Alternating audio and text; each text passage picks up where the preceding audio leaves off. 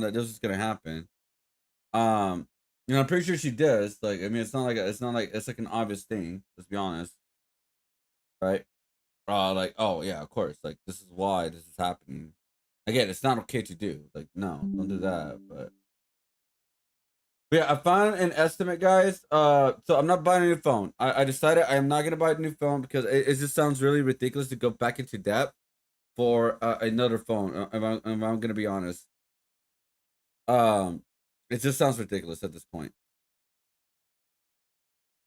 Like I was like, oh, I'd rather just pay off the phone for the screen. Like it's a little bit extra, but it is what it is. I mean, it's a lot extra, not a little bit. Um,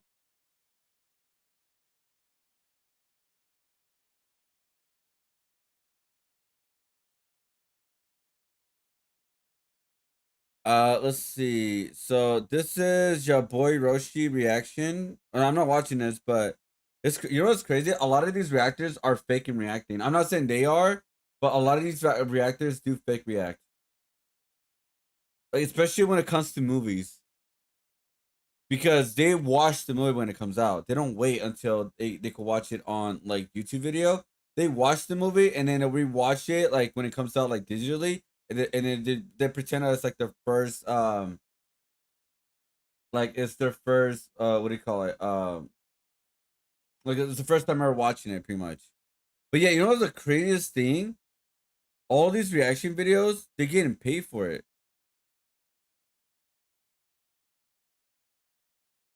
Yeah, they're getting paid for all this, dude. It's crazy, isn't it?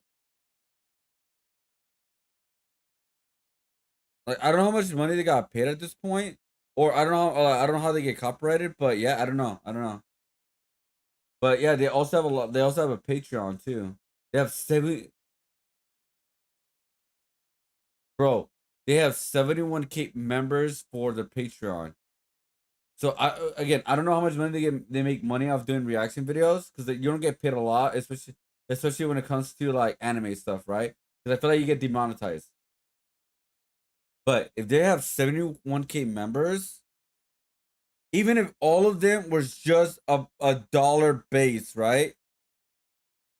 A dollar, right? Even if all of them were just a dollar, that's $71,000 a month.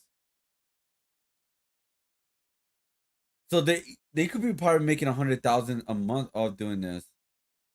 They split off 3 people, right? So so each of them are making like, again, I don't know how it works, but I don't know how their system works. But if I'm guessing right now, since there's 3 reactors on this video, or sometimes 2, I don't know how they split their money. But if they make about 100K, each of them get about 30K plus a month just by doing this right here. That's crazy. That is crazy. And I don't know if they have like the regular jobs. I don't have like, bro, that's crazy how much money they could make just doing reactions. It's just man, it's just how it works, Anyways. All right. So how's everybody doing today? If you guys doing awesome. We're gonna work on this commission for shirt to like 5:30 around there. And try to finish this up, and then I can send a picture of it, but I can like take a picture of it and then send it to them. But I cannot I'm not doing the whole watermark and all that kind of stuff. So because I need to get paid, right? Like obviously, like I need to get paid. Like I'm not doing this for free. Like and I know I'm not doing it for free, but like, hey, I need to get paid, bro. But I need to do a really good job too. Like, don't get me wrong.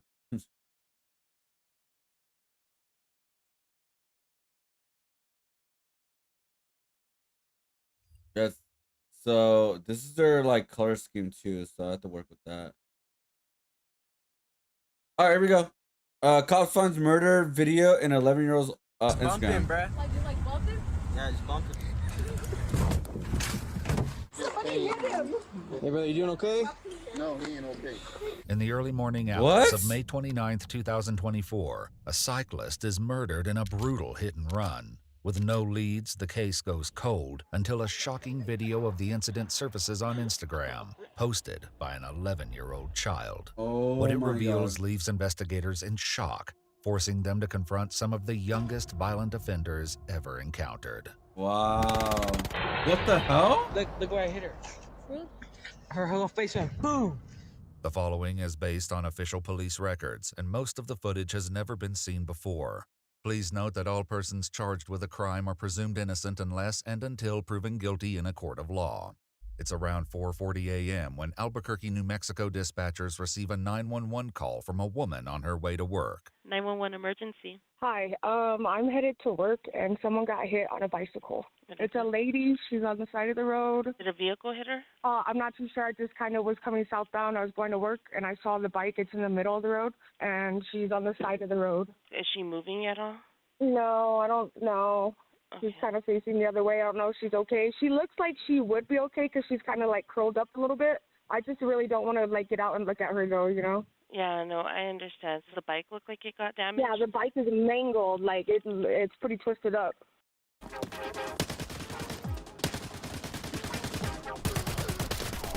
Why did you want to go help? This is Arena Breakout in Though the caller Wait, so the caller does not want to like move her because again, there's a thing where like you're not supposed to move a victim, that like you let the professionals move them. So that could be a thing, but I mean, just go see if she's alive, like you close by or something like that. But first described the victim as female, police arrived to find an older male lying in the street, and it's clear his injuries are severe. what do you thought it was female? No, I passed you here first. She just came. Hey, brother, you doing okay? No, he ain't okay. He not okay. They got cameras right there. So He's bleeding pretty good out of his head. I'm gonna go try and block out that side of the street. Yeah. Yeah, I passed through there about 10 minutes ago. And then she came, and then he came. Okay, so you didn't see what happened though, man? You just kind of saw him? Oh, the bike in the road. Oh, look. You got that right there. Okay. So, whoever did this, and that's how I knew somebody was here, because I was like, Yeah, like the bike kind of laying there with yeah, it. and then I hope he make it, man. Yeah. So none of you guys actually saw what happened? You just drove up on him? Subject's unconscious. He's breathing but not responding. Thank God he had this helmet on. He's breathing, but he doesn't respond really well.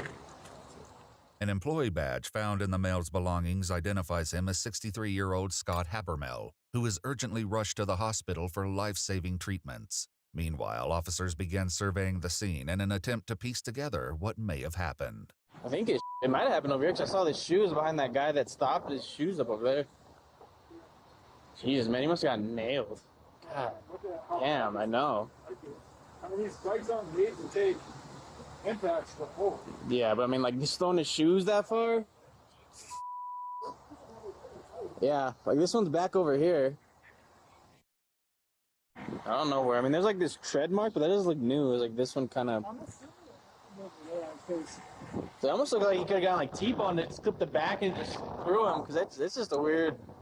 Just the way it happened is looks really weird. Where that back tire broke, I bet he got rear-ended. Oh, crap, man. I mean, it broke like the entire rim. Well, I think it's just plastic though. Oh, no, that's metal. That's straight up metal. These bikes are made to be so light. Like, such light. Oh, yeah, that's just straight up metal. They're like racing. Yeah, the competitions. Police note the bicycle was equipped with 2 rear-facing flashing red lights and 2 forward-facing lights. Scott would have been visible despite it being dark outside. As they continue to comb the streets, they find more scattered evidence. Yeah, there's a little bit right here. I wonder if it happened maybe more back here and just flung him. Cause I mean, there's like a hat right here. I don't know, man. Cause I'm wondering if it happened back here, then. I would. Depends on how fast he was going in the car. It could just been like, you know, the kinetic energy just taking both of them. So there's other chunks of the helmet kind of by Andrew's car. Piece of the visor, and then a little chunk like in the middle of the intersection right there. So I'm wondering if he kind of got hit like at that intersection or in that area. There's a chunk of his helmet over here. Officers begin searching for local surveillance cameras that might give much-needed answers. One such camera is pointed directly at the intersection, but when they knock on the homeowner's door, they receive no response. It's a disappointing setback, but a later call to the Albuquerque Police Department sheds new light on the situation. Police What Department Operator 418. Okay, so he had lights. He was visible. Obviously, okay, so it's for sure hit and run. Obviously, because the person's not there anymore. So You know what's kind of weird and sucks? So you can't ride your bike at late at night anymore. Honestly, it feels that way. 7, how can I help you?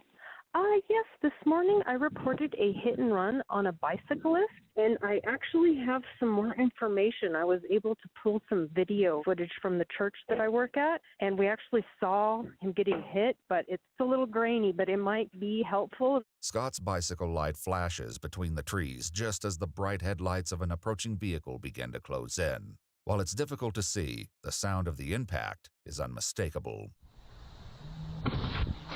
Oh my god. Additional cameras capture the car speeding through the neighborhood, but the footage is too grainy to make out a license plate or even identify the make or model.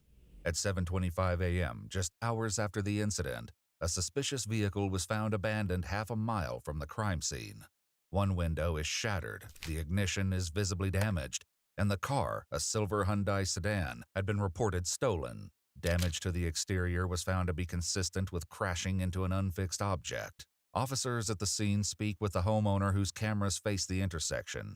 He confirms they weren't recording. He was unconscious when he got here, but I mean, he was wearing a helmet, so if he lives, it's going to be because of that.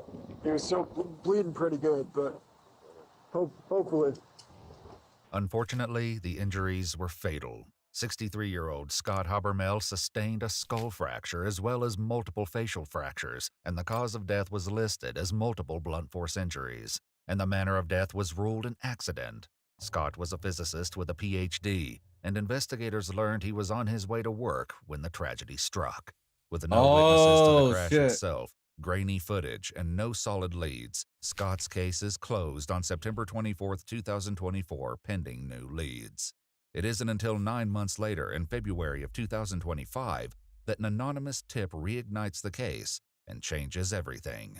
The tip leads investigators to an Instagram account where a video of the fatal crash was uploaded, filmed from inside the stolen car. In a shocking discovery, the account is owned by an 11-year-old child named Messiah. Wow. As investigators begin diving into his account, they find videos documenting a variety of crimes, from pranks Oh targeting my fast god, food what a workers. loser!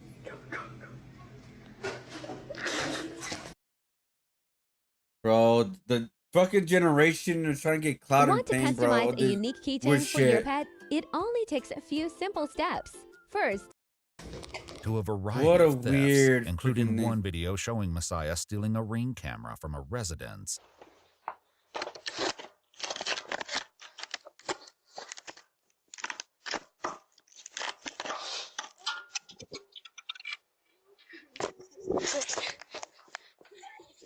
Hey, yo, we stole your Ring camera. You boys. But these videos barely scratch the surface of the deeply Wow. disturbing material they would uncover. What a loser! You haven't been when me and your car were Yo, they're literally on fire. Parents?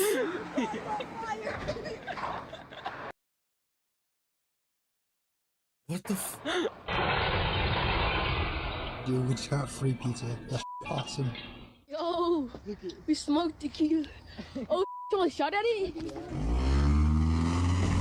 What are they doing? Do it again! Do it again! Do it again! Messiah's Instagram records also contain What? screenshots of multiple people There's so many freaking. How? What the fuck, dude?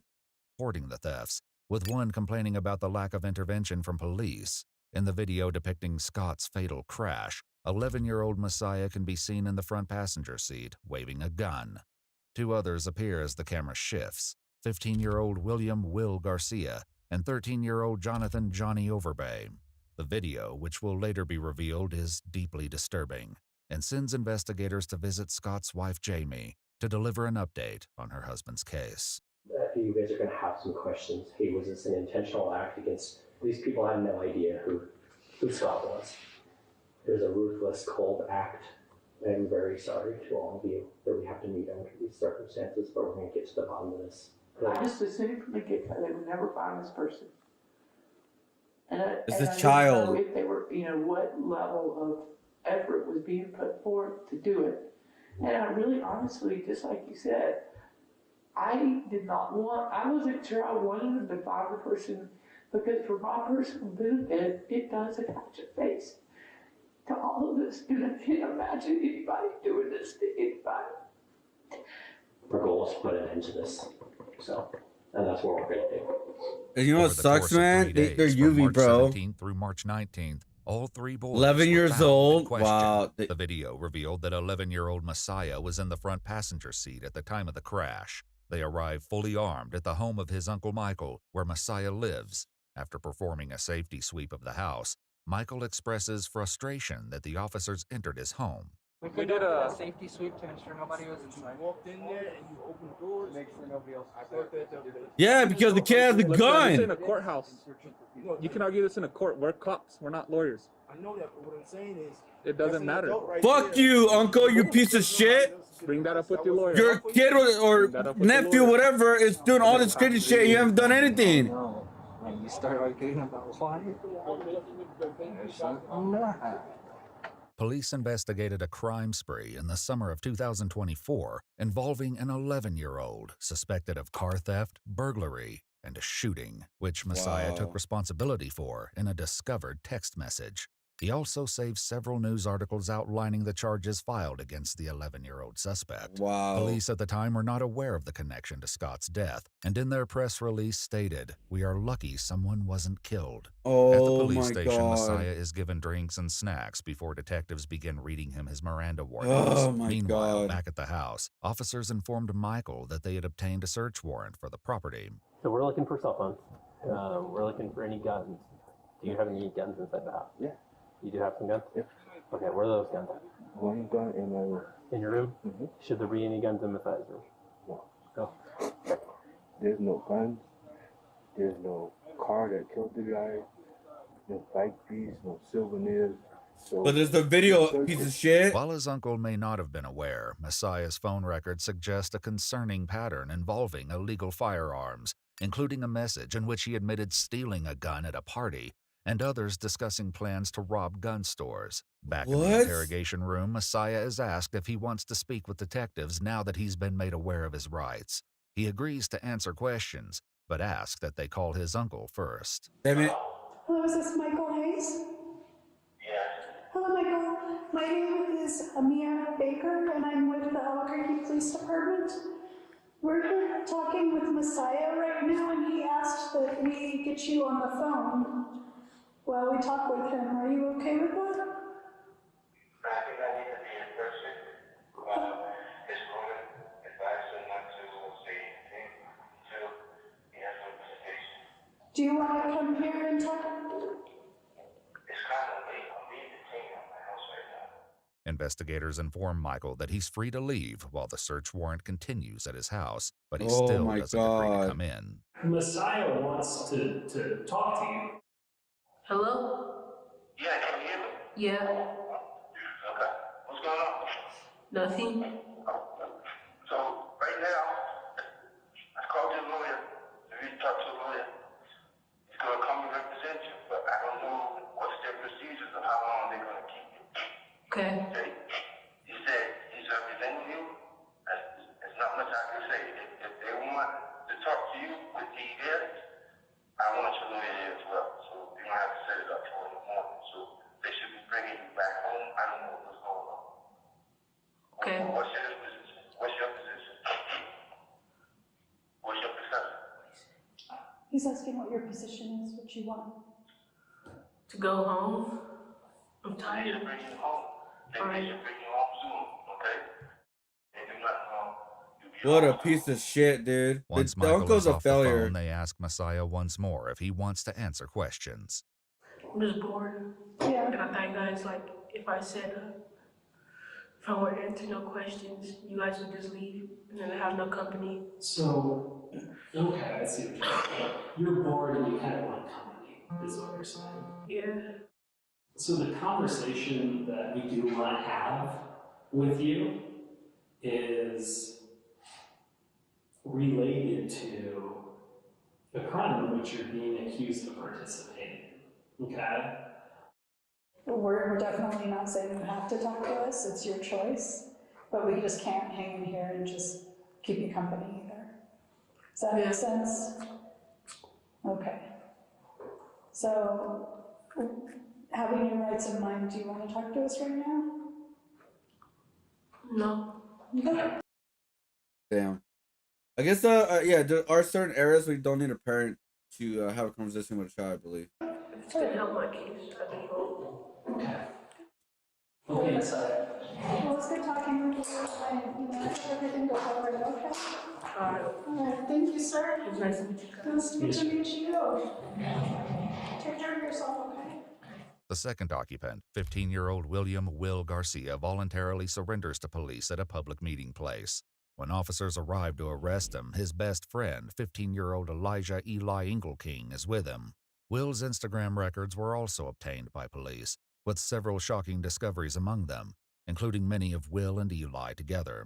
Like Messiah's account, Will's is filled with references to gang violence and include videos of teens with firearms. What you are being asked to pay for a smart bed is stupid, and here's why. Introducing Nectar's adjustable bundle, the smarter choice. God damn, dude. Yeah. Like, bro, you guys are criminalizing yourself, you stupid idiot. Ready, Phoebe? Eli tells detectives he wasn't with Will that night, but shares what Will explained to him about his involvement. He was just in the backseat and they were pointing a gun at him and stuff and telling him to record. And that was really what was happening. And he was just they were really just trying to scare him. They were trying to scare the biker, Will said. And Johnny took it to another level and he bumped him in the back. He sped up and he killed the guy. While Eli insists this is all the information he has, detectives will later learn that he knows a lot more than he's letting on. For now, they meet with Will's parents briefly before they head to the police station to interrogate the 15-year-old. Do you guys want to talk to us? Like, just the parents, do you guys want to talk to us and have a conversation? I might want to. Okay, so for me, I could say I don't have anything to say other than thank you for what you do. And I've instructed my son not to talk at all until his attorney is present. Okay. Which should be in the next couple of days, you know. At the police station, Will sits with investigators, who are hopeful they can obtain more details about the incident. So, William, you know that you are under arrest. Yeah.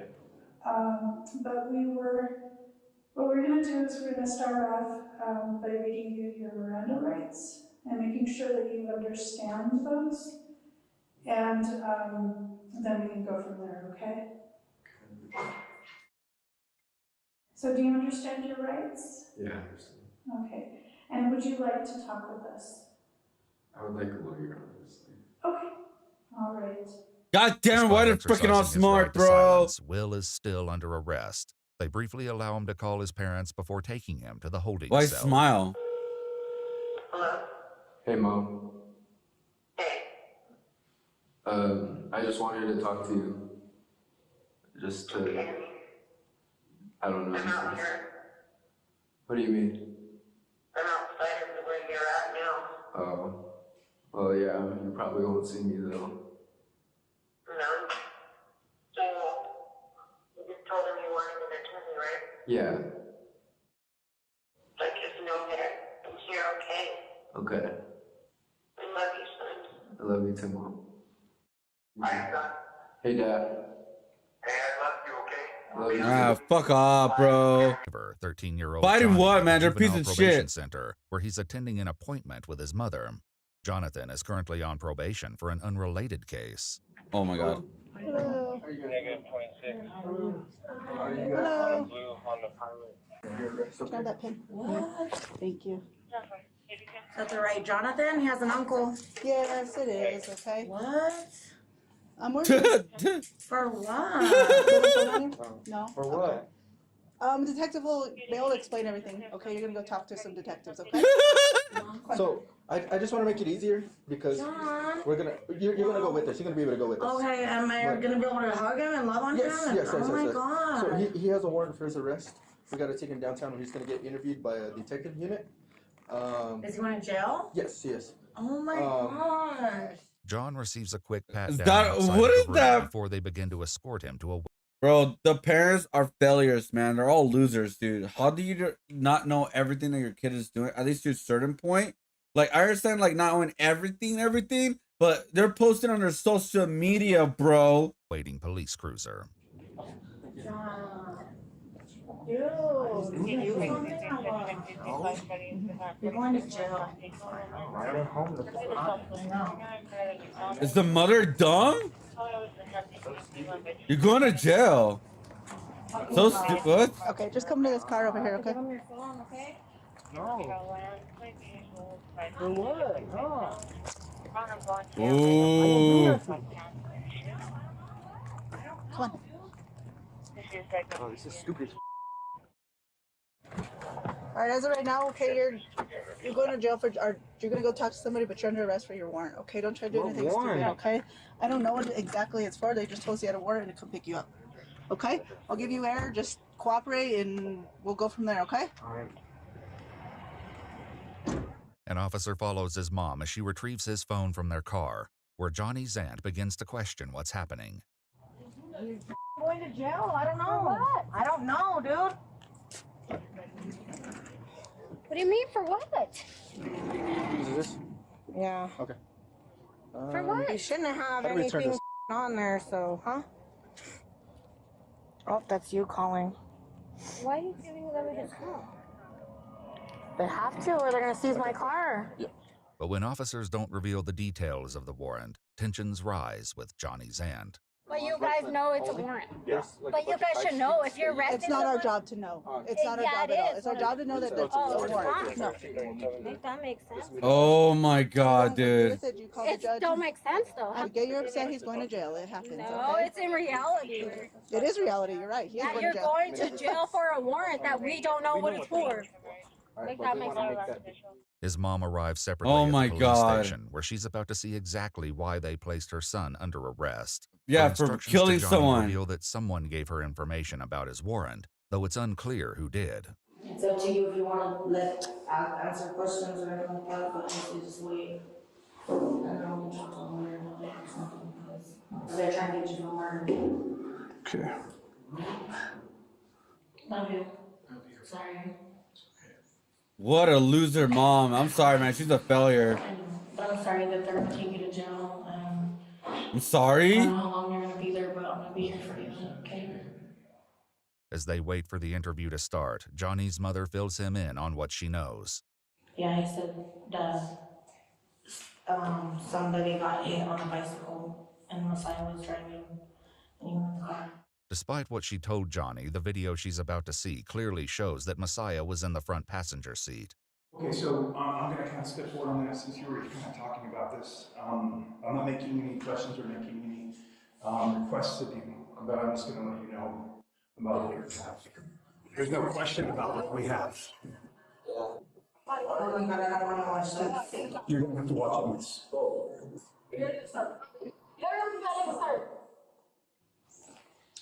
Sorry.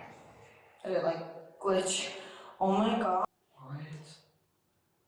And then I guess, I don't know if somebody said you were there or what.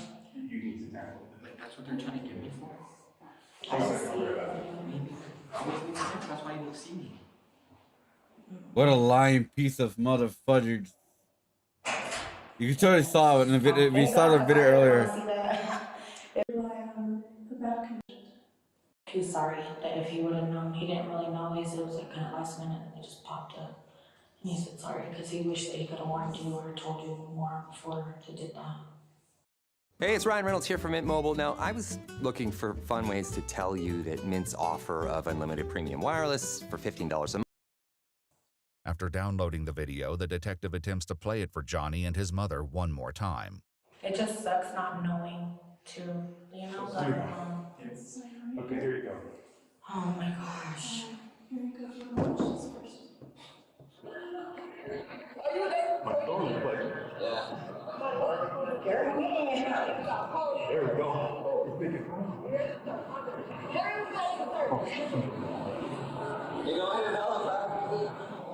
That's the guy on the bike, by the way. Yeah, it's bumping, but like 15, 20.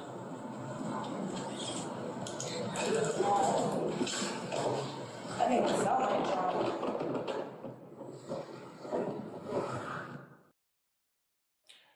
Can we watch it again? No. Another video recovered from Messiah's Instagram records show the teen's callous reaction to the blood on the car's hood. Wow. Look where I hit her. Wow. Her whole face went boom.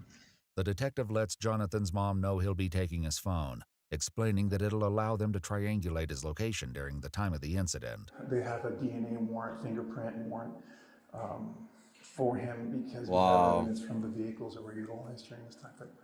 So that was just a statement just to let you go, because I could hear you were kind of talking about it, so you're not like sideswiped. Because we were sideswiped when we Yeah. checked in. We're like, what is going on? Because You're- he's been out of jail. He was in Yeah. jail for a long time. And then he got out and he's been doing everything he needs to do. And No, So he's not. there's, No, he's not.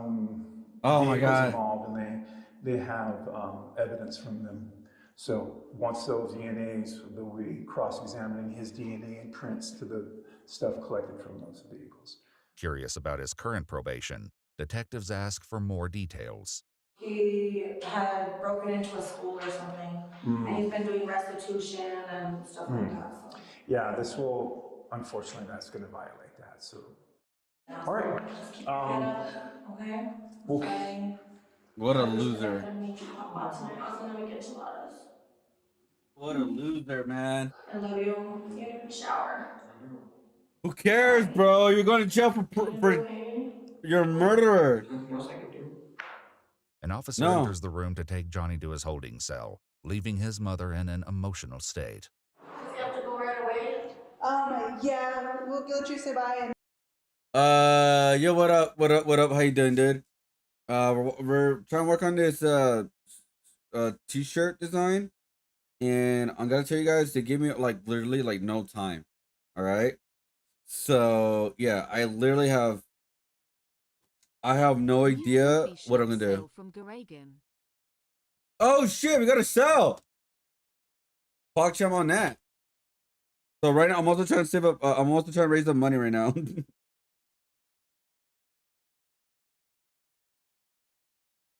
Oh, we literally just got an art sale right now. Nice. Cause I have to save. I need to like gain $334 to what do you call it?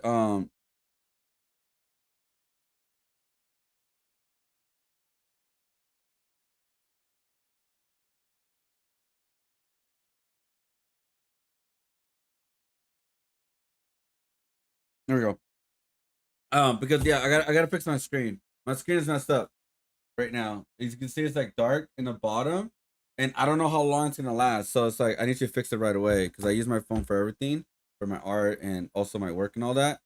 And yeah, also this kid right here, 13-year-old, he's a piece of ish because he killed someone, or he was part of the group that killed someone. And the mom is a loser because she didn't see anything that happened. What's going on with her son? Because I have no idea how you ignore all of that.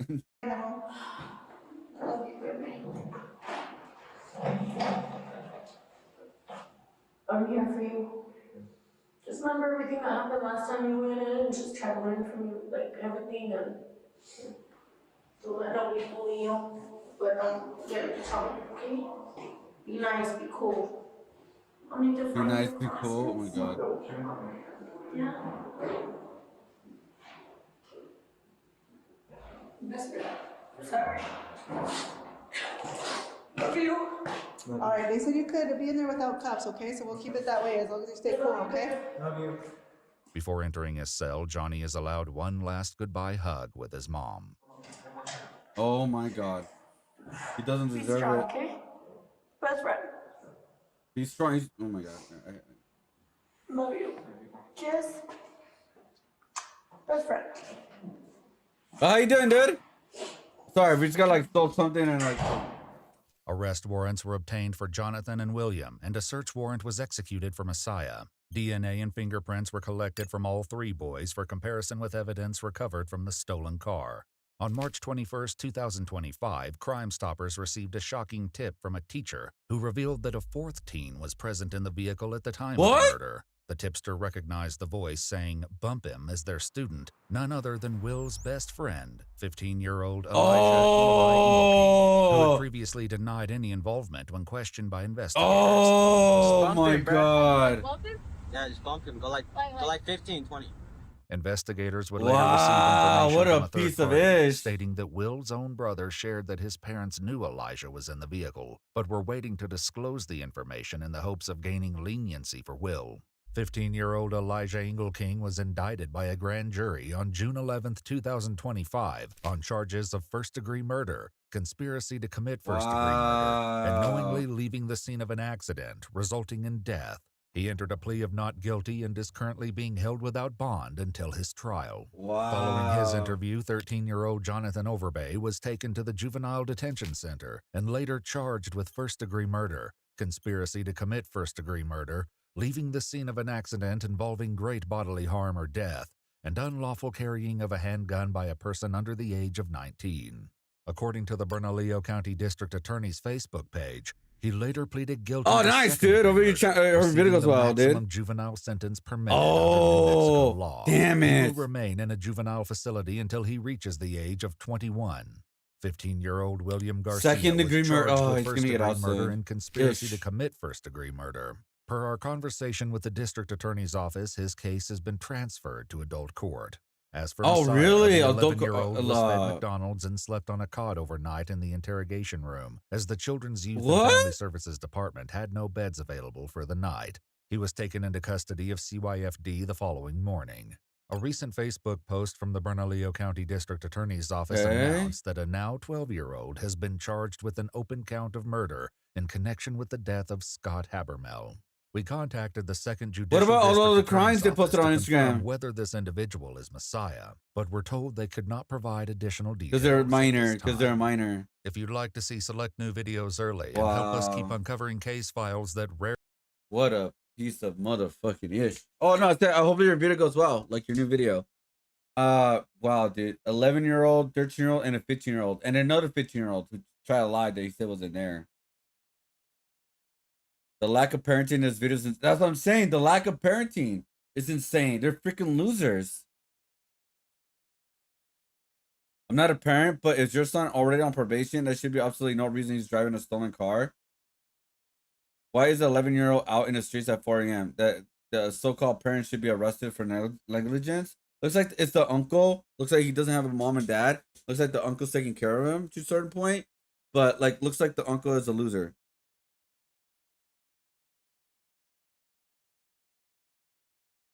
Like the uncle is a loser, the mom is a loser, like they're all losers, bro. Like how do you not pay attention on what they're doing at least a little bit? You know what I mean? Like it's insane. Yeah, all these people, the parents are like losers, bro. Losers. Cause that is utterly insane. Like I don't understand how you do not know anything that's going on with your kid like that. It's like I understand you're not gonna know every single thing, obviously, because they're gonna hide stuff, they're gonna showcase everything, but bro, it's like, really, you know, like they literally post a lot of things on their social media, bro. How do you not know?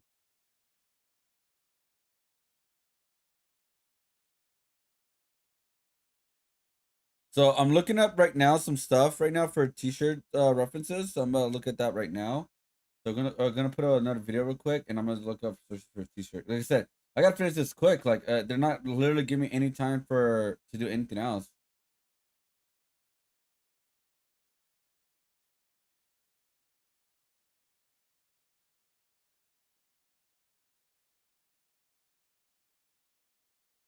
Wait, what's this?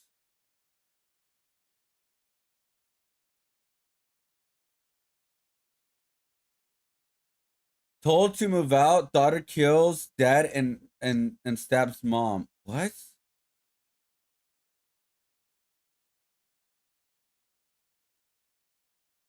I can't unmute it. Oh, there you go. He took a haunting turn when a daughter decided to let years of anguish out on her parents. He wanted me to move so that another one of my brothers who has a job, who has income, can stay there. My dad was on the computer. I just came up with What?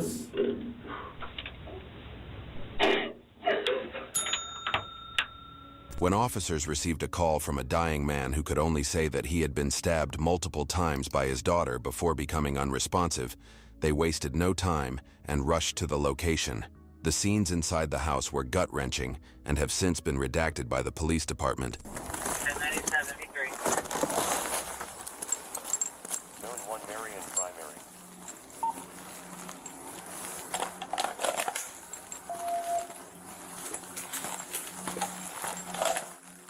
The first victim the officer found lying in a pool of blood was 74-year-old Richard, who had visible stab wounds on his chest and arms and was barely breathing. Lying a few meters away from him near the front door was his wife, 73-year-old Sally, who also had a large stab wound on the left side of her chest. She was completely unresponsive, and both of them were immediately transported to the hospital. Our friends are and his wife that live there. Are they okay? Well, they're going to the hospital. Somebody hurt somebody? Yeah. Is it David, the son? He lives Well, like I in said, there. I can't give you Okay, guys a lot, sorry. so I'm gonna end it. So you got David that lives in the house. He's a real, between me and you, he's a real, okay? That's why Oh, he they're lives blaming there, the middle-aged, blaming the son. 30s, drug issues. Any idea where he is? No. Okay, He he's not in the comes and house. goes. The daughter lives in that apartment at the back of the hangar. See that Back of door? this apartment? That's an apartment. You can clear. Yeah. Yeah, see? Hey, so that hangar attached to the house, there's a pedestrian door on the I'm side. looking at what they want to say in the back, by the way. That's a separate unit. That's an apartment. I did not check that. I just got that 43 from one of the neighbors here. We just got into it. We've just cleared it. She is not in here. This is definitely going to be hers so far. So far. Is there any kids or anybody in there? Any kids of either one of David or She's Christina? got a kid, yeah. She's got a kid. I don't know if it's there right now or not. We don't really see her too much. She comes, she zooms in normally and parks next to that picnic table, and she just, you know, comes and goes at her own deal. Okay. I didn't know he had kids. He's got 8. 8? He's got 8 kids. Okay. Those are the only 2 that live with him. Yeah. He's got, so those 2 are there, and none of the other kids like to come over because they don't. None of the other kids like those 2 kids. So do they get in fights a lot or anything like that? Like from what you hear from? Not rich. Just All the things for about your the video most game business. Okay. Cool cat you'll meet. Like he doesn't get upset about nothing. Yeah, he doesn't get sideways. He's not a Phantom driver. He doesn't get Is he a veteran? Cool dude. He was an F4 pilot in Vietnam. He's a cool dude. F4s and F100s. While the house was being searched for weapons used in the attack and taped off, officers were informed that Christina drove a silver SUV. Using her license plate, they tracked her down at an intersection not far from her home as she and her wife were returning from Publix. She believed her parents were dead and had no idea that her father had called 911. Shut the car off! Toss the keys out the vehicle! Sorry, I'm not trying to like see what I gotta do. I can't even see. Look, it's dark. Keep your hands visible. With your right hand.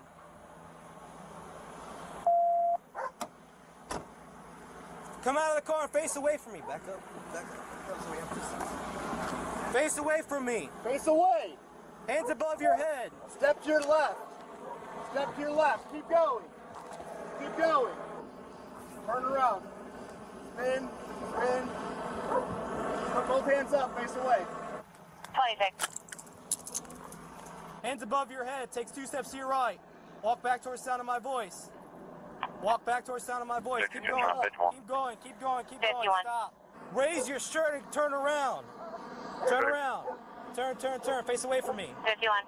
Walk back towards the sound of my voice. Hands up. Hands up. Hands up. All the way back. All the way back. All the way back. All the way back. Step to your left. So, but I think that was his only stab wound. She had one dead, like just to her left of the sternum, of her sternum, and her like upper left breast. So that's definitely a good vital area. So she was not conscious and she was barely breathing when they put her on the stretcher. I think he called 911 going to check on his wife and was walking around and just spitting. And that I think he called us right away. Am I under arrest? No, you're being detained. Can you tell me why? I'll let the detectives explain that to you. Detectives? Yep, he's a detective. He'll explain that to you. Okay. Want to go over this way with me? What's happening? We'll explain that to you in a few. You want to have a seat real quick? Let's go ahead and grab her sunglasses on. Yep. back to 812. Can I call my mom? No. She's like, I'm supposed to be back. We'll let you make all. I'm not in charge. I'm just one of the specialty unit guys. David lives in Bellevue. I live over off of 52nd. Okay. Same with my other brother James. The other brother Steven lives here Steven sometimes. right? Because they Okay. get separated from his wife. Okay. All right. The Well, 8-year-old, it's the female, the sister, the sister. your and sister. her My partner. sister, it's her partner. Year 2479, just Okay, for that makes sense. 43 for Smart Cop. It's my brother Steven, but he's back at his house in Marion Oaks right now. Are you talking to him? Yes, and he's going to the hospital. Do you know anybody that drives a white Ford Ranger? No. My sister's got tons of mental health issues. And So we've got her right down the street. I saw that. And we've got the baby there.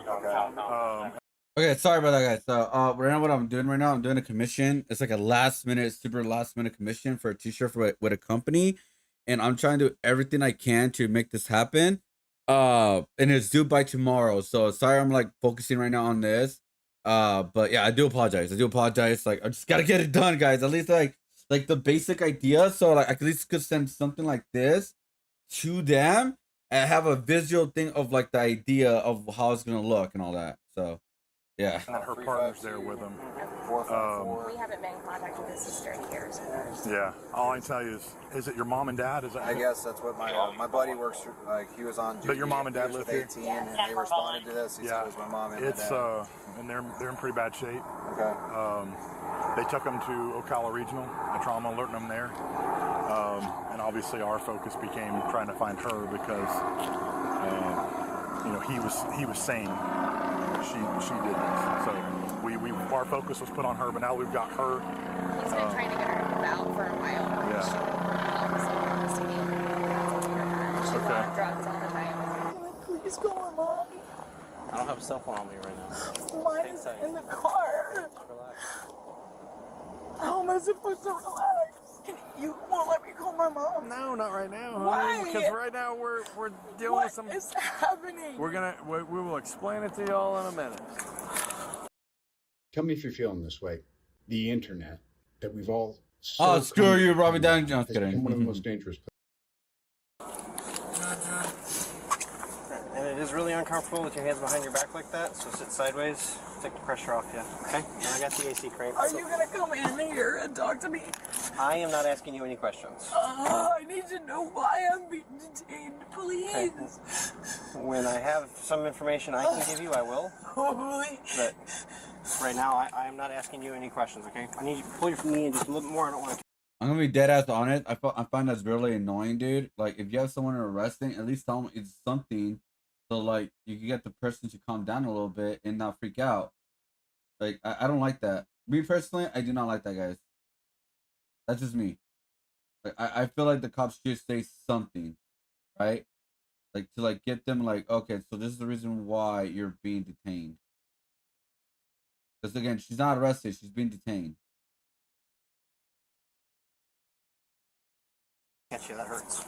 As both women were taken to the police department for an interview, officers headed to David's house. One of the siblings they suspected might have been involved in the plan, but he too seemed not to have anticipated Christina taking such an unholy step. Okay, there was an incident at their house, and they're at the hospital, okay? What?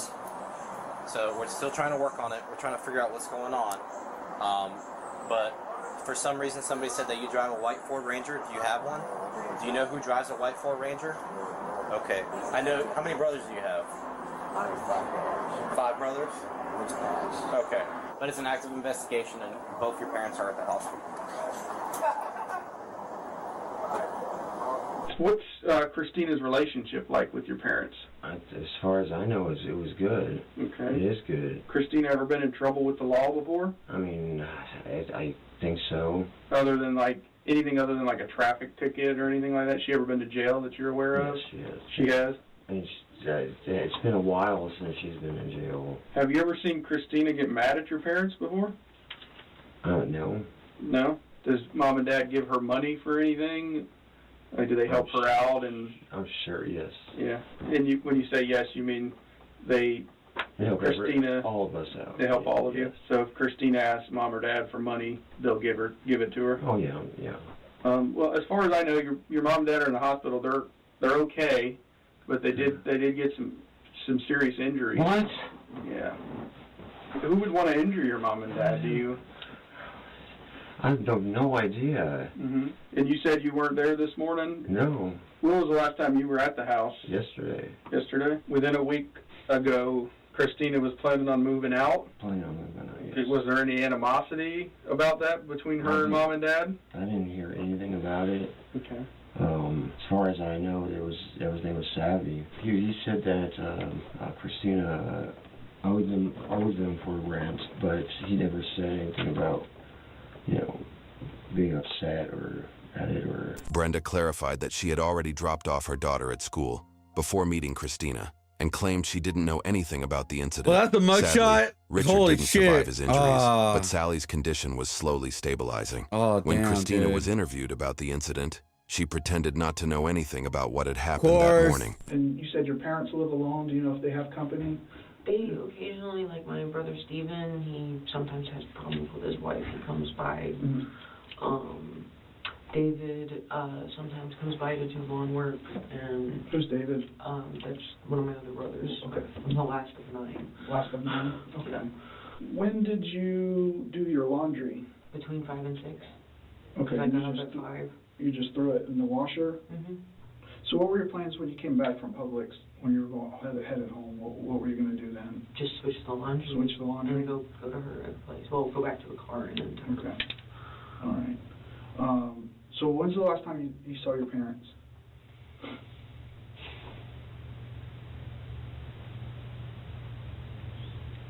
I mean, we were supposed to...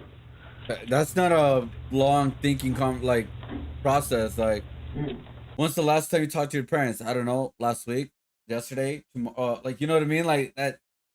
Why? Come on now, dude. It's been a few days. It's been a few days. So I might have misheard when he asked you about specifically how the washer and dryer setup was. Is it actually in the main house or is it It's in the main house. Okay, so you'd have to go into the main house where your parents live. You didn't see them then or anything? No. You went in the kitchen to get some food you said to eat in the morning, right? No. That's my kitchen, not their kitchen. Okay, got it. It's just separate kitchens. Yeah, Okay. yeah. But the main house has the washer and dryer. Yes. Got it. Okay. I mean, have they called you, texted you, knocked on your door in the last couple days? When was the last communication they made to you then? This morning I called my mom to ask her to open the door for the laundry. Oh, okay. So about what time was that you called her, you think? But would it be on your cell phone? Yeah. And then you said you talked to your mom this morning at one time to tell her to open up that door. Do they have to unlock it so you can go in to do the wash? Yeah. Okay. And about what time was that? I really don't know. So I went over there and put my laundry in, and I heard Gunsmoke on the TV. I need a long sleeve mock-up. God damn it. And that was it. When she's watching Gunsmoke on TV, which is normal, what room is that she's in? A living room. Okay. Entertainment center place. Okay. Did your mom come over and talk to you while you were washing the clothes? Did your dad call you or text you this morning? Mm-mm. Did you hear him in the background whenever you were talking to your mom? Did you guys? No, but he usually goes on a morning walk. Bras, shirts, shorts, towels. There was a pair of work gloves and some shoe covers. If I remember correctly, though, you're not working right now, though? No. Okay. When was all that? When were the work gloves? I was doing some cleaning over at Brenta's house, and we were using bleach, and I'm clumsy when it comes to bleach, and so I always... Okay. Maybe I missed that. When were you guys doing some cleaning? Yesterday. Okay. Or not yesterday. Christina. So many days going together. What? I don't want you to dig yourself into a deeper hole. When I came in here and asked you to get your side of the story, it's because I think there's more to this story than what I have so far. But I'll be honest with you. I've talked to your parents. Okay? I've talked to other people. We're in the process of getting a search warrant for the house, for your vehicle, for phones, and there's things that we're going to find that are going to contradict what you're telling me, because I don't believe what you're telling me, okay? And I want you to give yourself the opportunity to be honest, because there has to be more side of the story. And what I want you to do is to give me, some understanding that you're not this cold-blooded person that would do things to their parents without a good reason. There has to be more to it. Now, you told me you've been in a depression. I've talked to your wife. She said you've been going through some things as well, frustrated with school and with work, you know, and the way things are. You want to be independent, but unfortunately, sometimes we have to rely on our parents, and that can cause stress between, you know, kids and their parents, and That's for them true. as well. So Luckily, something- like so far I'm good. I mean, hey man, I pay for everything I need to pay for. We're trying to go beyond all that, but yeah, dude, like I could totally understand, especially like if things are not working out for you, because like I have been there when I'm really frustrated. Like I don't want to ask money from my parents and stuff, right? But when I got to my car accident, when I messed up my hand, I couldn't work. I had lost my car, so I couldn't even do deliveries. I couldn't do anything. That's where I was like really frustrated. Like I try to make as much money as I can by myself, but like I had to ask for help. I mean, like I could you know, like what was I supposed to do at that point, right? But that's because I had an accident. I couldn't like do it much. But obviously now that I'm recovering, like it took 2 years to recover, pretty much. A little bit less than 2 years, but like but yeah, like I did everything I could. But I did work last week and all that. But like recovering wise, like financially, I'm barely getting like back on my feet. Like it's crazy to think about that, but it's because I use a lot of my investments to like for like what I'm doing with the art shows and everything now. And I just did 2 art shows. I'm gonna do another art show later on this in 3 months. Hopefully, I do another art show a month after that, which is TwitchCon. And yeah, so there's a lot of things. Hopefully, things are start working out. But I can tell the frustration and all that. But man, doing this, bro, it doesn't make sense. Happened this morning, which you have been not even interested in knowing about. You haven't asked me once about what happened. Your wife has been more interested about what happened, and that tells me you already know what happened. No, Don't listen. Let's stop now. Hold on. You got to be honest with us, because at the end of the day, when all our investigation is complete, you're either going to be the person who was honest and took responsibility and told us what's going on that would cause somebody to do something out of their character like this, or you're going to be the person that's going to be looked at as a liar and a cold-blooded person that would harm their parents. It wasn't until the officers asked Christina to think about Brenda and her child that she slowly began to open up about her rough childhood and what had driven her to do what she did. Can we time out? Sure. What happened to my parents? Your parents are at the hospital right now. They're being treated for some injuries, very severe injuries, and we're trying to sort through that. And I'm concerned about your wife over there who has a 5-year-old and what her involvement is in this. Because that 5-year-old, Annabelle, she doesn't have a father right now, right? I know, but I'm saying the biological father has passed away. Yes. So she relies on you and Brenda to care for her. Yes. So is this something that just happened on the split second, or was this something that was planned? Because that makes a big difference as far as your mentality of what happened, right? Can we drop some bullshit? What is going to happen? Sticker Mule makes it easy to buy custom roll labels in any shape and quantity. It only takes a few seconds to order. Like Path A or Path B, Red Bill. I need to know your side of the story. I can't answer that without knowing if there's more to it than what I've been told so far, right? Exactly, that's what you guys I mean, we can tell you that there is not going to be, it's happening right now. There's a search warrant being done on the house. We're going to collect everything out of the house that's evidence. It's all going to go to the laboratory. That's where we're at now. So did Brenda have anything to do with this? No. Did she in any way try to cover this up? No. I'm going to be honest. Initially, I am a little worried that she maybe had some kind of cover-up thing going on, and that's I am a little worried about that. She's very good at reading me, and I feel like she knew something was off, and that's why she's trying to, despite her best efforts, cover my ass. Yeah. But she had no idea, no, nothing. I've had a very, very rough life, and they don't see that. I was young, we lived in Dallas, Texas until I was 10 years old. I had friends, I was popular, I was active, I wasn't fat. And then, because of a job, he decides we're all moving to Florida. The only perk is that it's horse country, and I've been very passionate about horses ever since I can remember. Shortly after the move, I, adjusted I mean, as well as I could, I guess.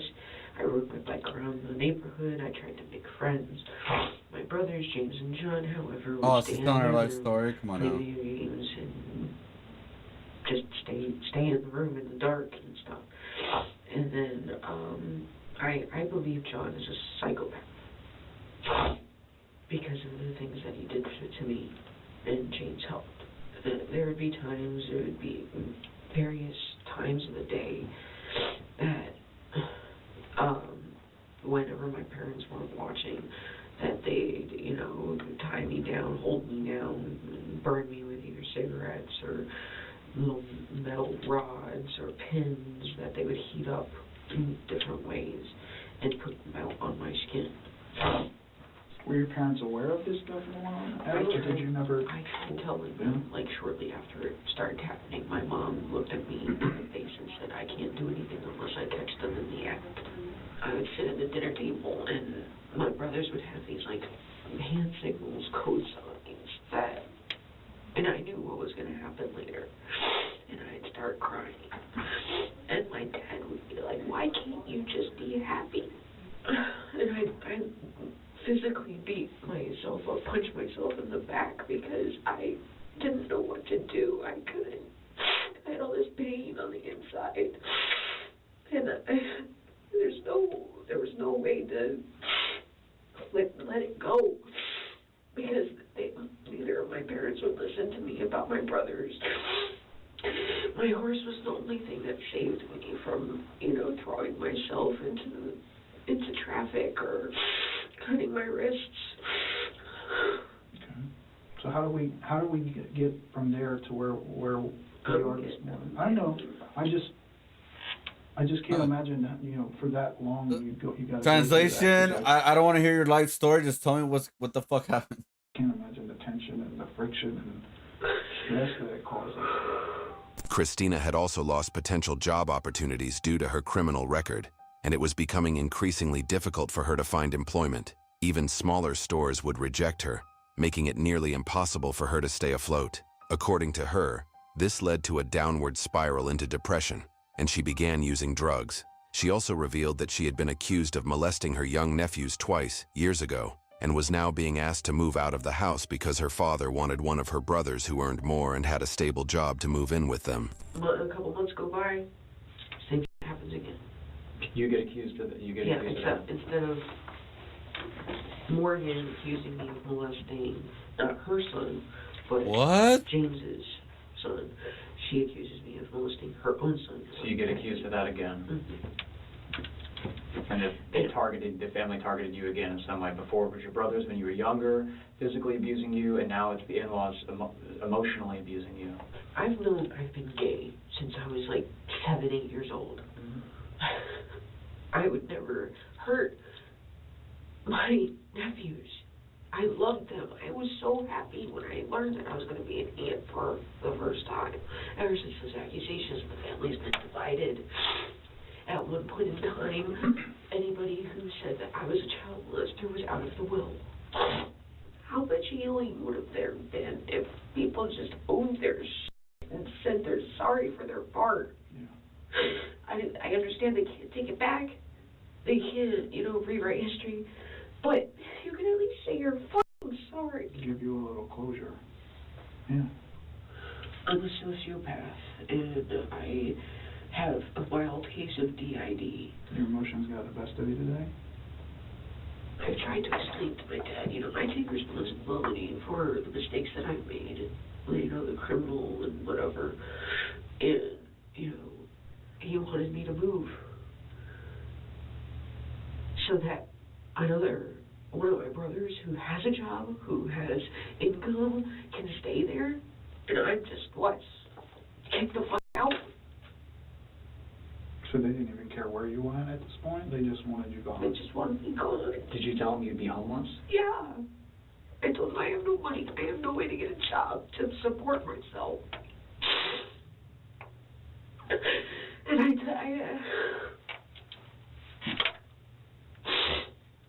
I asked him to help me, and he said it's not my problem. Was your mom there? Were you able to tell her those things? What did she say? like, I mean, she had this, you know, look of, you know, that she was sad for me, but it wasn't like, you know, like that they understood or that they were going to help or anything. Like, at first, like, it was like when they first dropped the bomb at me, you know, my dad, like, he just walked up, he didn't say, hey, are you busy, can we talk, or, you know, how you doing, nothing like that. Like, it's always, you know, just, oh, I need you to be out of the house in 6 weeks. But, you know, the way their house is laid out, they have plenty of rooms. They could have walled off, you know, made another little apartment. But then your parents don't want to have a dialogue with you at all about the situation. That they wanted to be out, completely out by tomorrow. Tell me about the last thing you recall them saying. Who was it, your mom or your dad that was talking? It was my dad. What was the last thing he said that you remember? You're going to be out tomorrow, right? Did you say something back? I think I just nodded. Long dark pants, a jacket, and gloves. You put those on. And then what happened after you put on those clothes? I went over, my dad was on the computer. Like, in the computer room, in his computer chair. I'm guessing where I have to put in the sleeves, guys. There's no guides where I put them in the sleeves. Okay, so it's right there. Go up and make it smaller.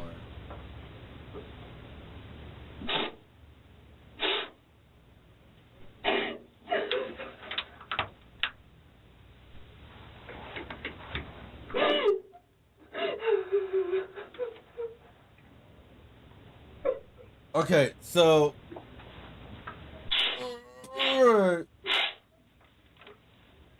hold up. Okay, we can do this. I heard him.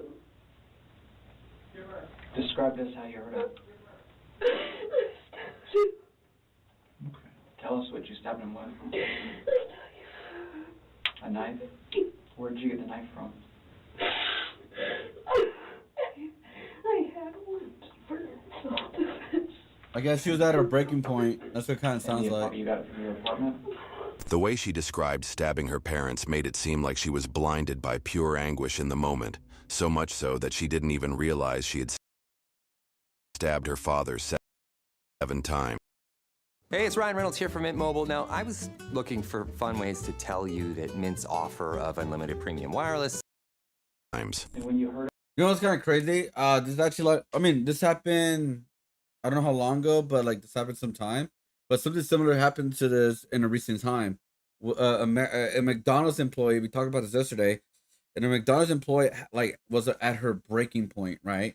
I guess the manager was keep sending her home. She was losing hours. She was losing money and time, etc.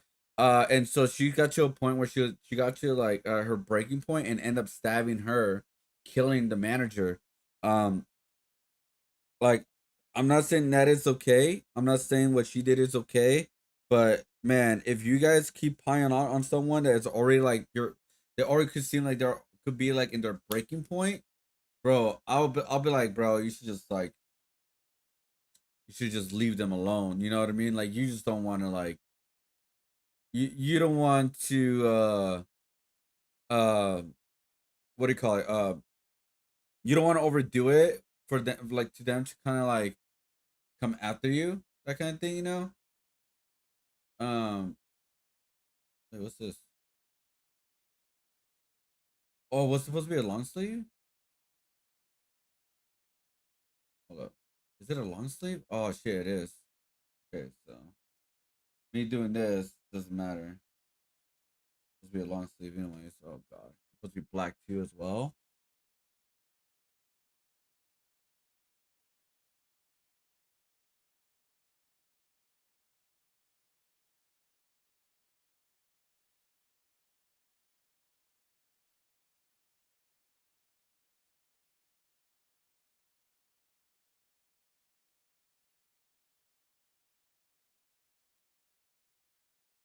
All right, there we go. I mean, you Sorry. stabbed him.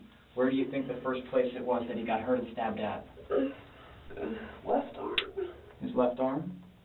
I know it's hard. Tell us what happened after that. I think I like shocked him with my stuff. It's another self-defense thing that I carry. A taser. Okay. rapes her? Yeah, hands like wood. Okay. And then so I shot him, turned around, and then I stabbed him. Did you shock him first, before the left arm? Yeah, before. Okay. Okay. And then what happened? Just take a deep breath. 2 stabs. To your dad, and then you said 1 to your mom? Yeah. Describe to us the transition from your dad to your mom. Your dad's over by the computer. We already talked about that. How did you get over to your mom? She heard the commotion. She came over and she's like, "What are you doing?"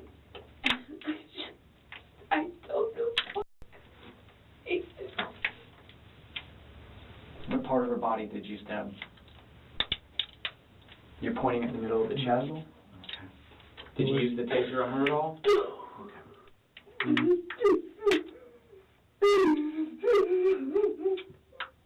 Tell us how you went back to your dad for another stab. He got mad.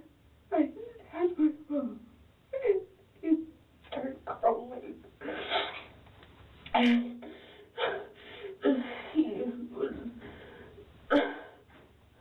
then he got up, and I got him as well here.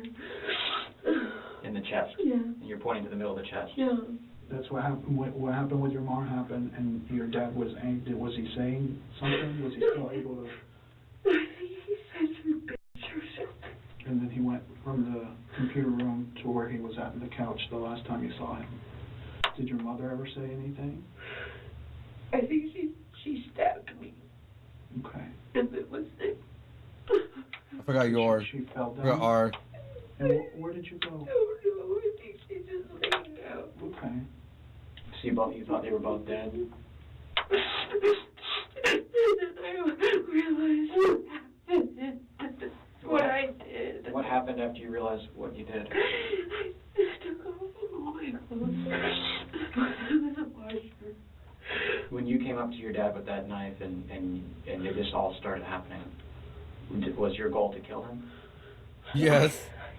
It was. It was like all anger coming out at once. But what was in your mind when you formulated that plan? What did you think was going to happen? I don't know. So you actually you did go meet up with Brenda at Publix after this happened? What did you tell her? I just hugged her and pulled her in. Was it something that you planned in just 15 minutes, or this been planned over 15 days? Were you thinking about what you do?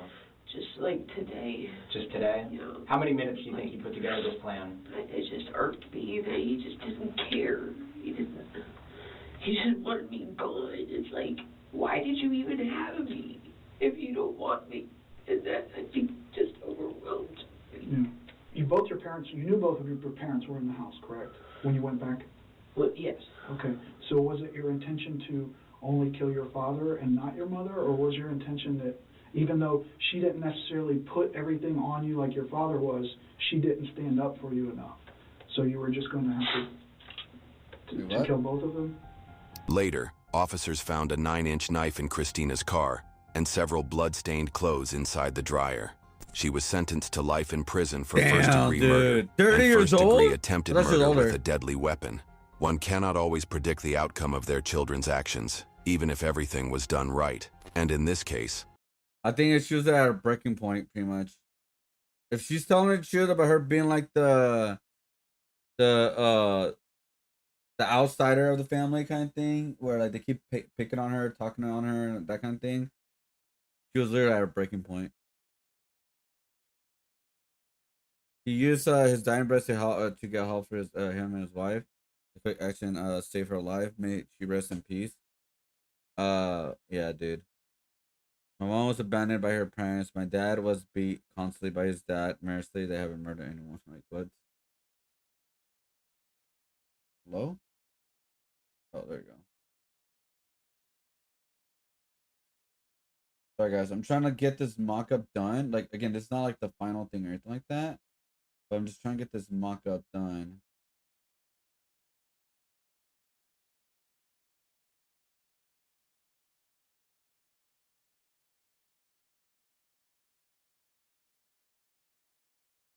Like at least said something to them. At least have something visually. Like I have no idea, man. Like again, they're really last minute.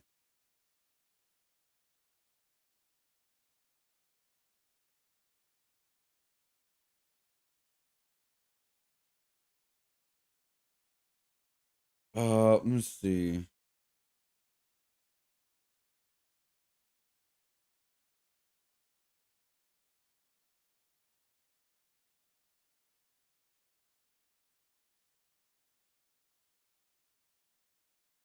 Okay, hold up, guys. Like I said, I gotta. Oh my god, man. There you go. Again, this is like the ugly, non-edit version. So, all right, here we go.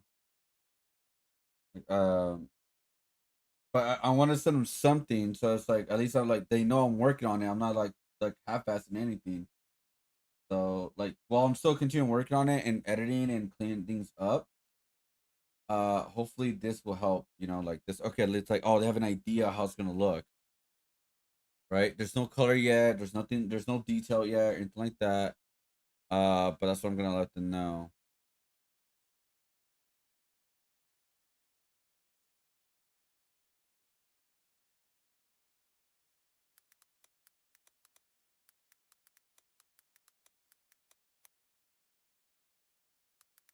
Here is a quick.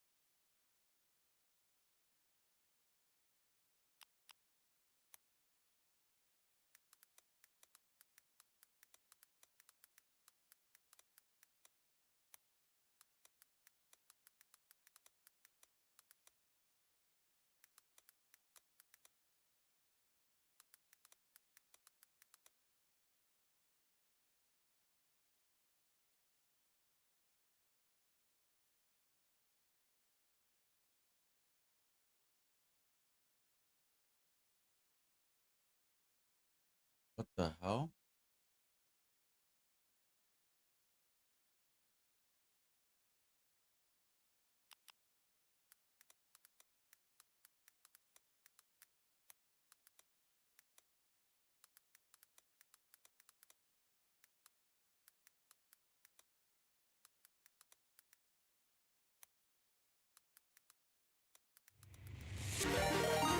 Yo, what the hell? Yo, Mr. Glory, how's it going? How you doing?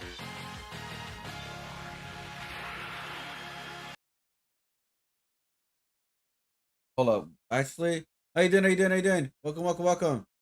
Sorry, I'm working on a t-shirt design for a company right now, and I just thought of an idea right now, like literally just right now. So give me one sec. I'm gonna send that mock-up to you as well. Might as well. How you doing? How you doing? How you doing? So I'm sending an email because again, it's due by tomorrow, and it's obviously I didn't not put it last minute. They gave it to me last minute, so I'm trying to do everything I can to make it happen. So that's what I'm doing right now, guys. That's what I'm doing right now. So how's everybody doing today? Sorry, like again, I'm just like trying to like get this done, bro.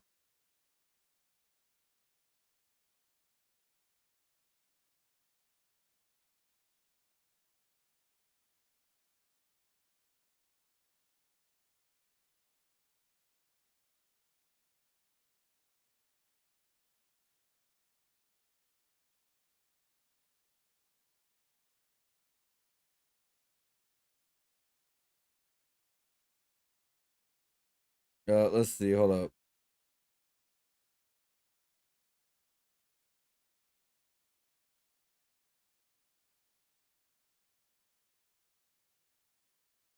Cena's crazy schedule for the next couple of weeks. Playing peak at the top of Glacier in Iceland this week. That's crazy. Travel to New Orleans for a Power Slap event. Travel to Virginia. We'll do some streams. I think that's like a layaway thing. Travel to LA for gym stream with Sarah Safari. And then may or may not travel to Atlanta this summer.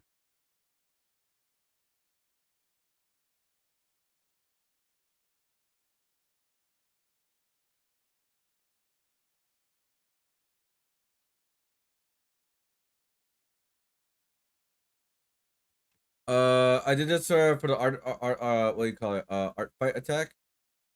Hey, that's sick. What the hell? That's funny. Whose character is that?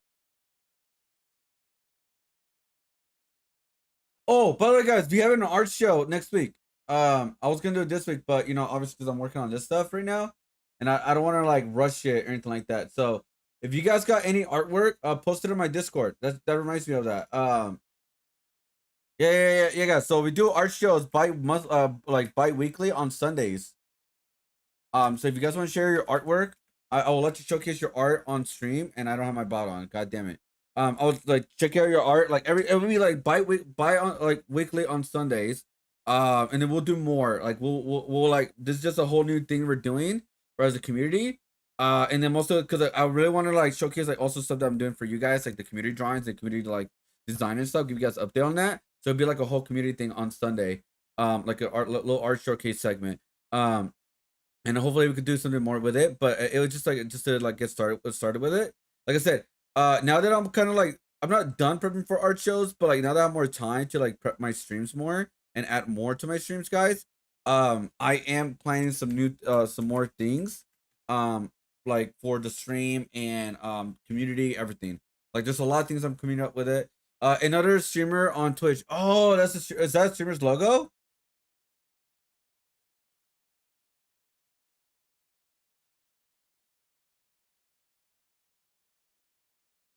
Or character, sorry, like mascot, sorry.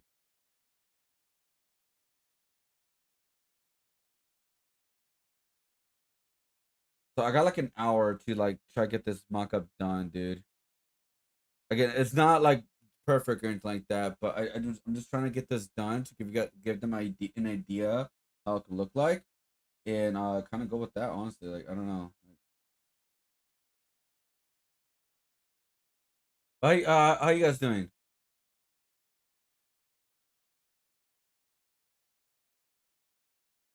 One of the characters, nice. Yeah. Oh man, I can't wait to start working on my original art now again. Like honestly, been some time, guys. It's been some time.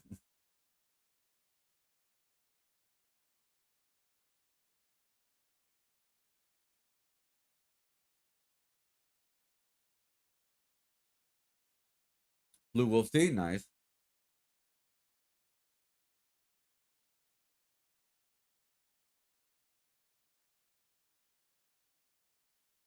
It's a cool character, Mr. Blur. It's a really cool character. I like it. Nice detail too. Noise.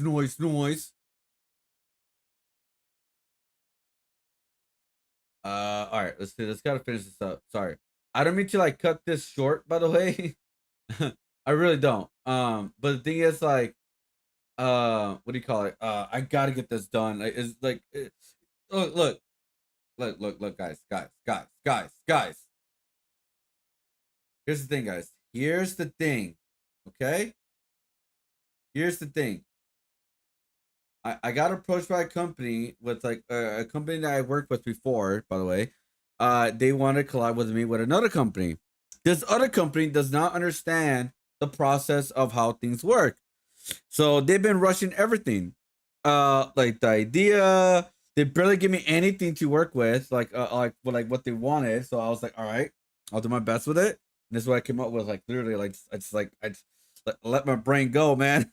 And so they want everything done by tomorrow. Maybe it'll be pushed a little bit, but they want a lot of things done by tomorrow.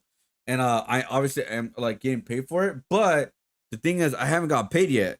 I'm like, oh shit, I usually get paid first before I start working on things, but like, oh my god, it's just like it's all over the place. There's contracts that like they not send me, but the other person sent me that I gotta sign, but I gotta look through, and that's why I'm not like trying to put a lot of my OG stuff on here, because I'm like, what if I put like my tag of high and they own that for some reason, right? Like I don't want that. So that's why like I'm avoiding some things that I usually do for my own art, and just put it like not put it on there fully, because again I'm just like paranoid because no one's really telling me anything right now, man.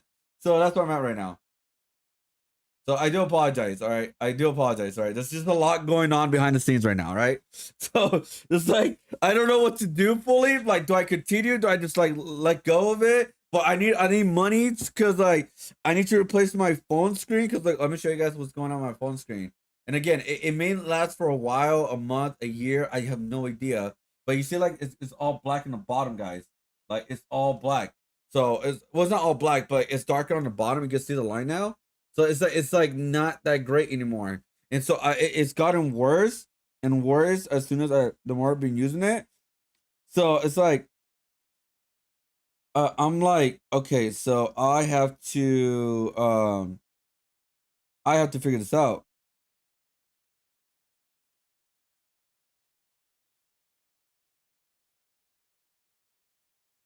Like I had to I just have to figure this out. Like I don't know what to do, man. Like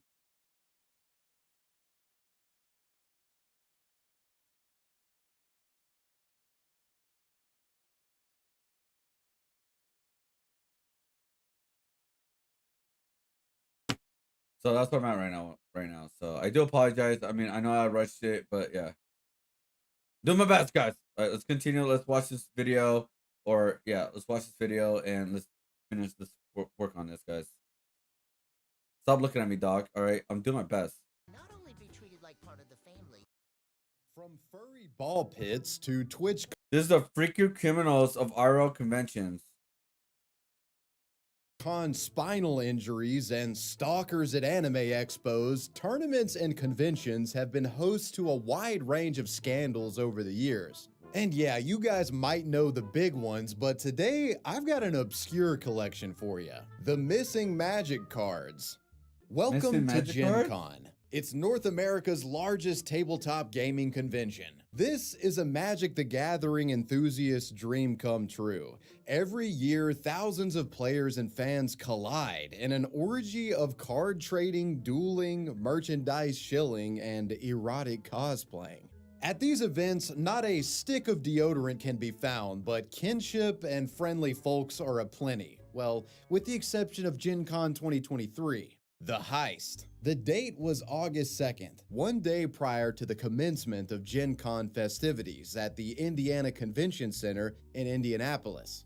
Convention hosts and attendees were busy setting up the show floor, and many vendors scurried about, putting together their booths and stocking them with cards and merchandise. Right. The day progresses without much of a hitch until one of these vendors notices something missing.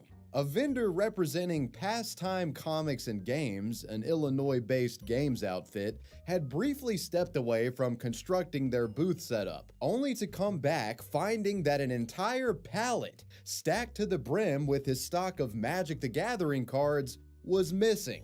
A hoard of sealed collectible cards supposedly worth $300,000 in retail. How does that happen? John Temple, the manager of Pastimes, suddenly found himself missing a home's worth of assets in a matter of minutes. Despite their name, Magic cards don't whimsically disappear into thin air, and Jason Temple quickly came to the conclusion that somebody must have stolen them. But how does a giant pallet, a block of cards like this, just suddenly go missing without no one noticing? The distraught game store manager went to the police over the matter, who promptly opened an investigation into what had become the biggest trading card theft in history. And what police later uncovered in their inquiry was a crime of brazen stupidity the likes of which had never been witnessed in the world of geeky collectibles. Okay. Several days after the festivities of Gen Con had concluded, police discovered security footage from the venue, showing two men rather conspicuously hijacking a pallet of wrapped Magic cards that belonged to John's company. leisurely moving these cards through a hotel connected to the event venue and then into that hotel's parking garage. What? The Magic Marauders then loaded the stolen booty into the back. How? How? What? Stream on a Sunday? What the hell at this time? Yeah. I'm streaming on the afternoons now. On my I do 2 streams on Friday through Sunday now. I do afternoon streams the best I can. Sometimes I miss them because of wrestling events. There's Evolution today. It's starting right now, but I'm not gonna watch it until I get out to work, so it's whatever. So yeah, I try to do like 12 or 1 p.m. to 4 or 5 p.m. before I go to work. And then after work, when I'm done with work, I eat and then I stream again for like shorter times because I'm no longer doing super long streams anymore. At late night, I'm only doing 3-hour streams, maybe 4-hour streams. So that's why I'm kind of like doing 8-hour streams, but like I'm splitting the times. I'm doing afternoon to reach a new audience, and then at nighttime to still have my audience to have on nighttime. It's just a new thing I've been doing. And it's just only Friday to Sunday. It's not like all week or anything like that. But yeah. Back of a 2023 Nissan Murano, a getaway vehicle that was later spotted driving away from the Gen Con venue with said Magic the Gathering boxes visibly sticking out of the back of it. The most baffling thing to come from this surveillance footage was the confirmation that these thieves literally did just walk up with a pallet jack in the middle of a crowded showroom and steal it with absolutely nobody noticing what was happening. I mean, if you try to do No, actually that's very believable because when you're doing cons, guys, or when everybody's like setting things up, they only care about what they're doing. Like you don't care what everybody else is doing, you care what your setup is doing.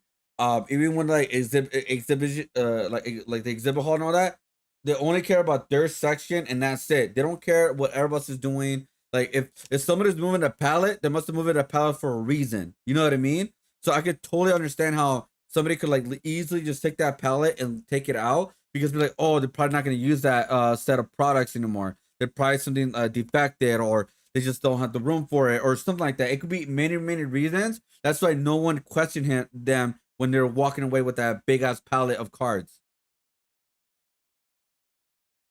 I'm gonna still hop on later if you stream. Yeah, I'll be streaming at nighttime. Yeah, I'll watch Evolution when I'm done working. It is what it is, but I got to work. You know what I mean? Buy some stuff from the store, bastards. this at a Walmart, you're gonna leave that place with 2 felonies and a black eye.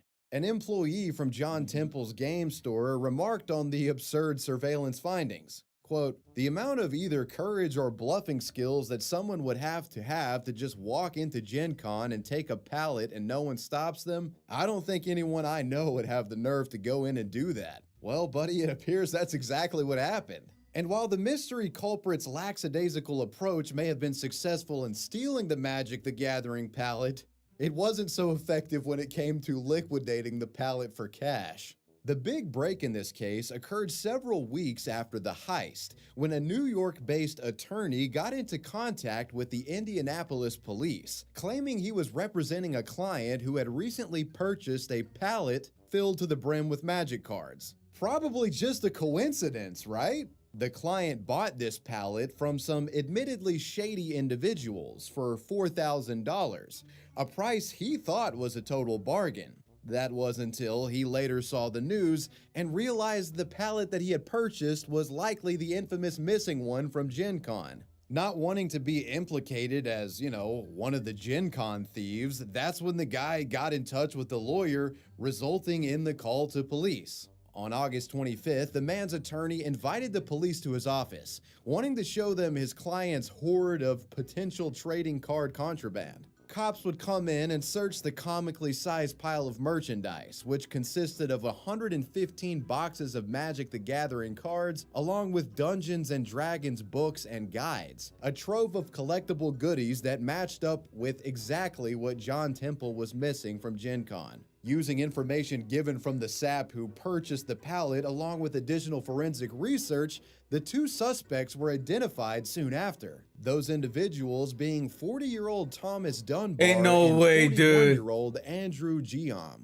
So the Gen Con thieves had finally been busted, but the big question that remained was how did our ginger friend and his swab associate here have badges and access to the convention floor during the vendor-exclusive period to begin with?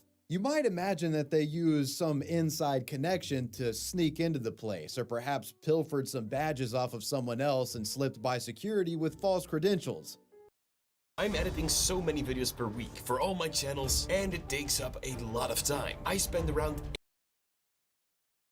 Well, while not quite that dramatic, the truth of the matter is certainly far more ridiculous and stupid, and on top of that, if you can believe it, these two guys were actually vendors themselves. Thomas and Andrew were surprisingly somewhat well known in the tabletop no gaming way, scene. dude. The two Really? were responsible for developing and merchandising their Oh, own they just ruined their tabletop careers. game called Castle Assault, which is an RPG tower defense tabletop. A game that was rather hilariously funded by a sum of $30,000 generously awarded to them from other kind-hearted tabletop community members in a viral Kickstarter So why would they campaign steal in all this? 2016. These guys have a lot of nerve taking that pallet. I mean, talk about giving back to the community. Yeah, that doesn't make no sense. Jesus. The two gained early access to Gen Con as many other vendors did, with them being there under the premise of promoting their tabletop game, though it seems as though there may have been some sort of premeditation involved, as they actually registered for their badges under the aliases Scott Fisher and Ashriel Lockhart. Either they were engaging in some high-level IRL role-playing, or perhaps they had a specific illegal plan in mind and didn't want to be identified later. I mean, Ashriel Lockhart? That sounds like something I would name my fucking paladin on Baldur's Gate. With early access to the convention, they had free reign to muck about while everyone was getting ready, and they just so happened to stumble upon John Temple's unattended magic card palette, with a pallet jack attached to it. And, well, the rest is history. When cops finally got him, they looked at their fellow officers and said, "Just like the good old days, boys, it's time to shove some nerds in a locker." In early September of 2023, both Thomas and Andrew were arrested and charged with felony theft. They were facing 6 years in prison and $10,000 in fines at the time. In May of 2025, Thomas Dunbar pled guilty to a lesser charge and was sentenced to 2 years of probation and was ordered to pay restitution to Alec Hochman, the president of Pastime Games, along with $27,141 to Wizards of the Coast. 40 hours of community service was tacked on to all of this, and the man was also compelled to write an apology letter to the Gen Con community. Andrew Giam is still making his way through the court system and has a trial date set for July of 2025. It's impressive to me how half-baked this heist was and how close they were to actually getting away with it fully. I mean, the balls on these dudes to just stroll out with the fucking pallet, bro, and then later try to sell the cards. That takes a special kind of idiot. Though even dumber is the subject of our next story, an individual who went to jail over a dispute regarding a convention seat. It's a story that involves Comic-Con, an ink pen, Seth Rogen, and somebody's eyeball. The Comic-Con eye-stabbing incident. What? The date is July 24th, 2010, around 5 p.m. Location, Hall H inside San Diego Comic-Con. Oh, by the way, this year's Comic-Con does not seem it's going to be good at all. Almost every show is not going to be there. Like Marvel, Disney, DC, like a bunch of companies are not going to be at a Comic-Con. Either they have like nothing, they can't like, they have nothing to showcase, or they just want to showcase like their own stuff. Because I think Disney has like D23 now, so yeah. Room was packed to the gills. About 6,500 people were inside, and everyone was there for the star-studded movie panels taking place throughout the day. And you'll never guess what the most hyped and anticipated panel was. It was for the movie Paul. Yeah, the movie where Seth Rogen plays an alien that escapes Area 51. Are you serious? Weed and cusses. That's gonna be Marvel. You guys partake? As a panel for the latest Resident Evil movie was nearing its end, Seth Rogen and the cast of Paul were set to take the stage. And you know, this is the era of like peak, Pineapple Express knocked up Seth Rogen. Oh, So the crowd true, starts going true, nuts, true. and there's something of a struggle as additional people enter the hall to try to get a seat. Things quickly get violent. A scuffle breaks out as two men try to get a front row seat for the iconic Rogan laugh. And when words don't solve the dispute, one of these men produces an ink pen from his pocket and with swordsman-like precision stabs his rival Rogan enjoyer directly in the eyeball with the pen. Is this guy an idiot?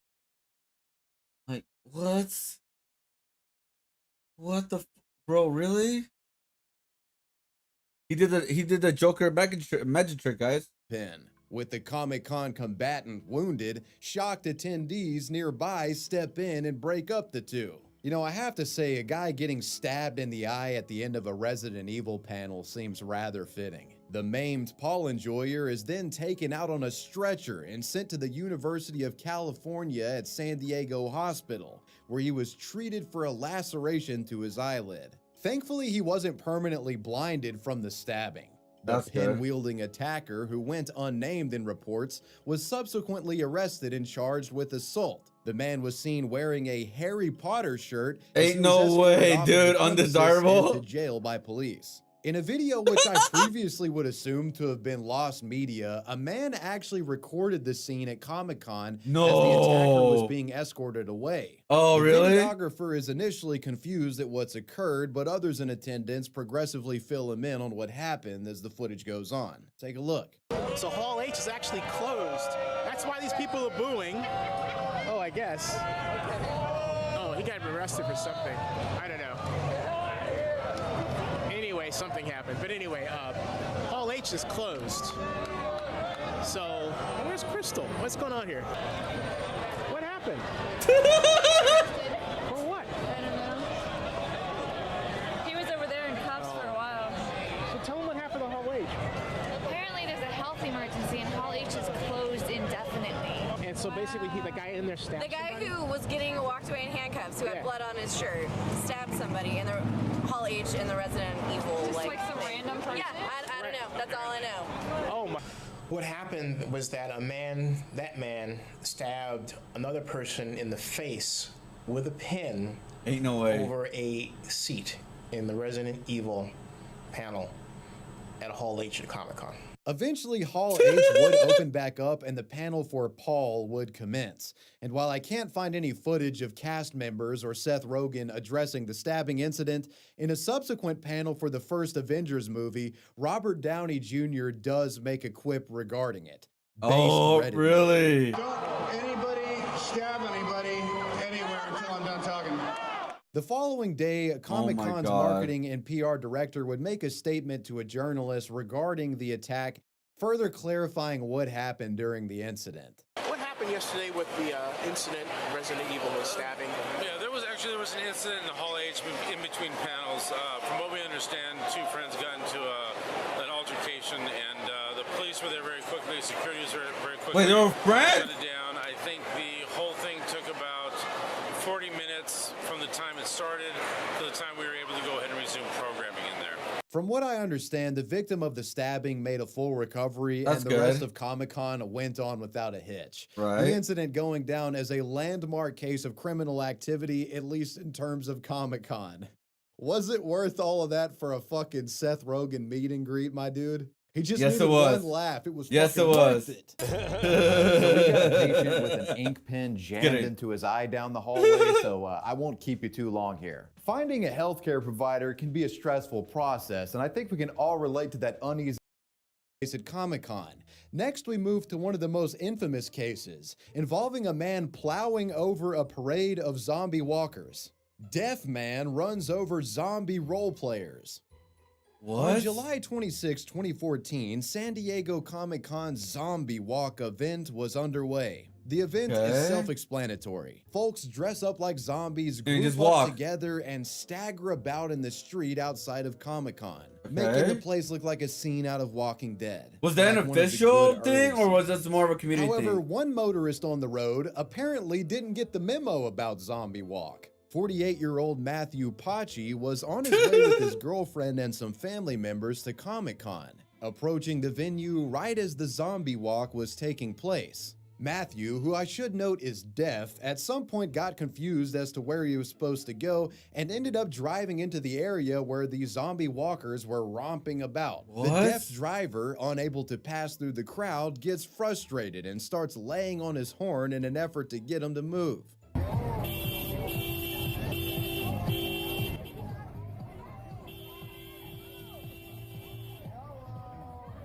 Naturally, this upsets the walkers who are rightfully occupying the intersection for the scheduled event.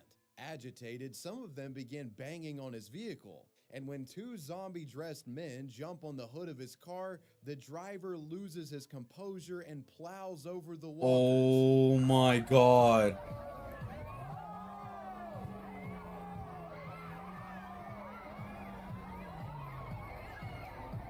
Matthew's freakout sent multiple people flying. One woman was seriously injured, thrown to Wow. the arm, and blood was reportedly flowing from her Broken body. arm? They drove for a few more blocks until eventually calming down and thankfully stopping before anyone else got injured. Police quickly approached and detained him. At the time, cops didn't charge Matthew, but after viewing the footage, he was arrested and hit with one felony count of reckless driving. Upon being arrested, the deaf man told police, quote, "I don't understand what the big deal is. Isn't this what happens to zombies in the movies? They get ran over and crushed by cars." My God, are you Contributing to serious? The realism of the event. Ain't no way. Okay, In okay. court, the obvious question was if Matthew, a hearing impaired man, was genuinely confused and in fear for his safety when being crowded by the zombie walkers and plowing over them. If that was the case, his culpability would be reduced. Matthew testified in court, claiming that he was in fear while stuck in the crowd.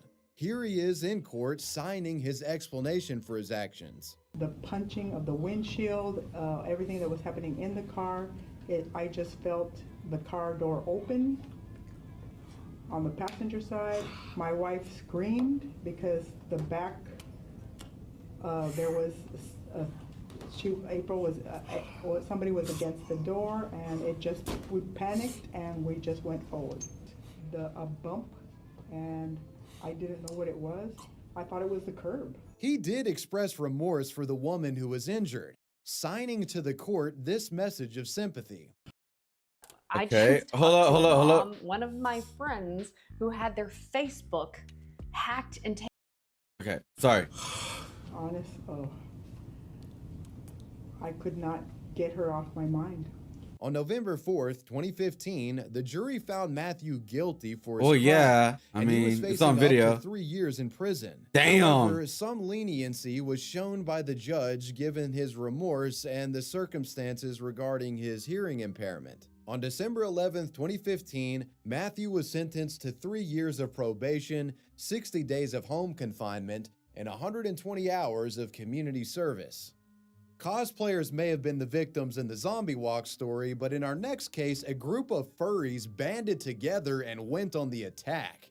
Furries beat the shit out of a domestic abuser. Wait, what?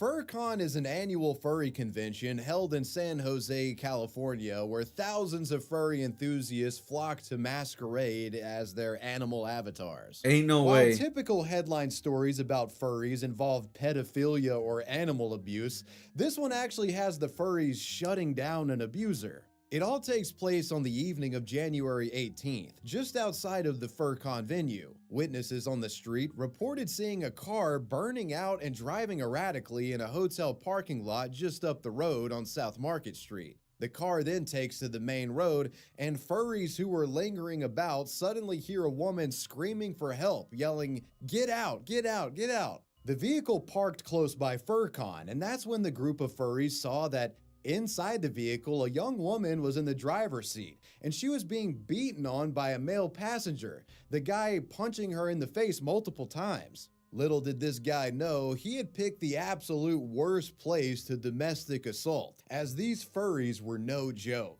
My whole life, a bunch of Taekwondo and Shotokan karate.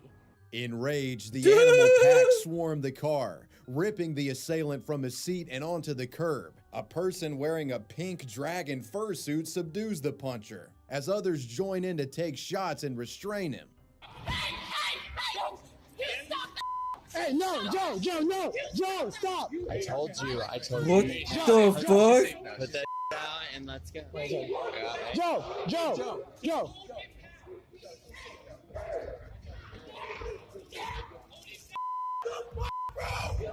Oh my god, the furries, bro. Oh my god. Oh my It's god. reported that after getting the So better of funny. the woman beater, one of the furries sat on the man's body to keep him restrained as nearby animal assistants called police. The immense weight of the furry subdued the attacker for the time. Ain't no way, bro. Ain't no way. Hey, And the good woman people. who was assaulted drove Furries off save lives. before police came. I was able to grab him by the back, pull him out of the vehicle, and put him onto the ground. The guy who had gotten his ass beaten by a Oh my god, bro. You have to be on the internet and be like, yo, so would I recognize you? Oh, I got beat up by a bunch of furries. group of furries was later identified as 22-year-old Dimitri Oh, Hartnett, and ain't he no was way, arrested bro. and charged with domestic violence after being taken to the Santa Clara County Jail. It was later determined the woman that the furry saved was this guy's girlfriend, though the matter of the dispute and what caused it, I have no idea. I think this is just some piece of shit that thinks it's okay to beat on a woman if you get in a disagreement. Well, motherfucker, why don't you get beat up by some goddamn furries again? Whatever the case, if you decide to be a piece of shit woman beater, you Ain't no better way. not do it in front of the furries, because if you do, these guys will give you a humiliating reality check. You got some humanity as well. I mean, I think it's also just sort of a natural thing to just want to help somebody in need. Good for them. I don't judge furries, they're homies. Roblox developer brings a gun to convention. What?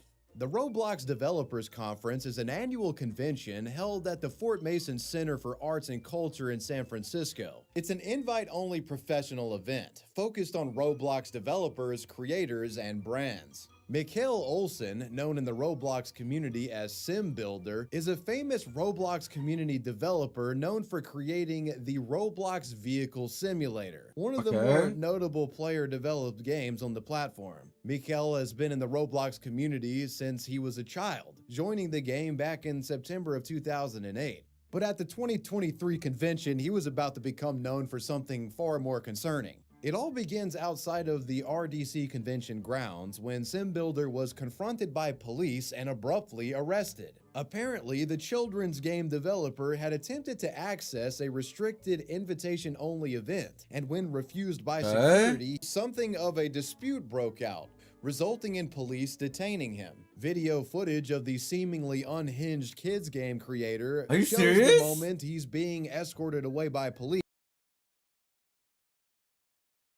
Because he wanted to feel special or be special because he developed something in Roblox? Are you kidding me, bro? Like, are you serious?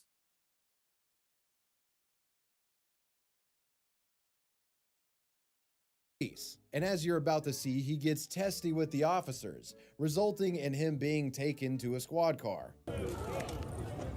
Ain't no way, bro. Yes! SimBuilder's fighting the cops. Damn, bro. SimBuilder's fighting the fucking SimBuilder's fighting the police. SimBuilder's fighting the fucking cops. Yeah! What the hell is going on? The man's vehicle was That's right, I was searched, at and Warstar. what police found was troubling to say the least. Turns out Mikhail also allegedly had a concealed firearm in his vehicle and some ammunition that was troubling to police. He was charged with having a concealed firearm in a vehicle, leaving a handgun in an unattended vehicle, possession of armor-piercing ammunition, and large-capacity magazine activity. Having a gun in the car is one thing, but armor-piercing rounds in a large magazine? You have to wonder what was going through this guy's head. Sometime after this incident, Roblox convention staff canceled the headline Roblox Innovation Awards event, citing security concerns. Roblox itself was apparently pretty upset with our sim builder friend here. A few weeks after the gun incident, YouTuber Green Lego Cats 123 reported that Roblox had quietly terminated sim builder's Roblox developer account. His vehicle simulator was left up as a playable experience, but he was gone. Though because he was terminated, Mikkel would no longer receive any sort of revenue for his game, effectively meaning the guy had lost his job over this bizarre firearms possession and altercation with security. SimBuilder would stay in jail as his trial proceeded. Eventually, his charges were downgraded from a felony to a misdemeanor, and on September 13, 2024, after pleading no contest, he was sentenced to time that he had already served, spending a total of a year in county jail over this matter. On September 15, 2024, Mikkel, from his SimBuilder Twitter account, tweeted out that the police had finally released him. At a glance, this story looks as if police had stopped a potentially dangerous shooter, but according to Mikkel, he had no such violent plan and the whole thing was an overblown shakedown that ruined his life. A few months ago, on February 21st, 2025, SimBuilder published a video to his Twitter, telling his side of the story from this whole affair. He said that he had the gun because he felt like he needed protection while driving through Oakland, California. He also denied that he planned to attack the Roblox convention or anything, and said that he was going to be suing Roblox for a wrongful termination if they didn't make this right. First and foremost, I was invited to RDC 23. That is a fact. However, I arrived a day late without a lanyard. When I got there, I tried to show security who I was, providing proof of my account and identity. Despite this, they refused to listen. During this process, security discovered a single firearm in my vehicle. It was a Glock 19. And let me be very clear. This was not an illegal or black market firearm. It was legally registered in Arizona, the state where I reside. The reason I had a firearm in the first place is because of Oakland, California, nearby where the conference was being held. One of the highest crime rates in America. Carjacking, thefts, and violent crimes are a serious problem. My decision to carry was purely for personal protection, not for anything malicious. I did not go to RDC to harm anybody. Some are claiming that I bought the firearm to assassinate the CEO of GameFam or commit an act of violence at RDC. This was completely false. Another rumor suggests that RDC was shut down because of me. This was also completely false. RDC was canceled due to online threats made on Twitter at the time, which had nothing to do with me. While I was locked away, Roblox took advantage of my absence to ban my account and strip me of my game and revenue from Vehicle Simulator. In my next steps, this entire situation, a massive injustice, I will not stand for it. I am demanding that Roblox unban my account and return my game assets to me. But what if they fail to do so? They could ban anyone they want, no? Like, you caused a scene, like, bro, all you had to do was leave. Or, like, and then contact someone with Roblox, whatever, like, hey, so I tried to get in, I got there late without a lanyard, it's my fault. Or go to a place to give, like, the tickets or whatever, but, like, hey, explain what's going on, you're a part of the event, they could find your name, etc. Like, you do so much different things instead of just, oh, I'm gonna go in because I'm this guy. Like, no, bro. They don't know who you are. Not everybody knows who you are. Or if they fail to disclose my studio hours, I will be pursuing legal action against Roblox for wrongful termination, IP theft, fraud, and damages caused by their decision to ban me unjustly. In a reply to his video, SimBuilder also stated that he never hit or punched a police officer and that he wasn't charged with assault towards an officer, which is actually true. The stupid, sad music behind your video is a great touch, by the way, Mikkel. I'm sure this is going to get you unbanned. Needless to say, SimBuilder has become a staunch detractor of Roblox in recent times and is reportedly working on establishing his own gaming platform similar to Roblox. No. Good luck, buddy.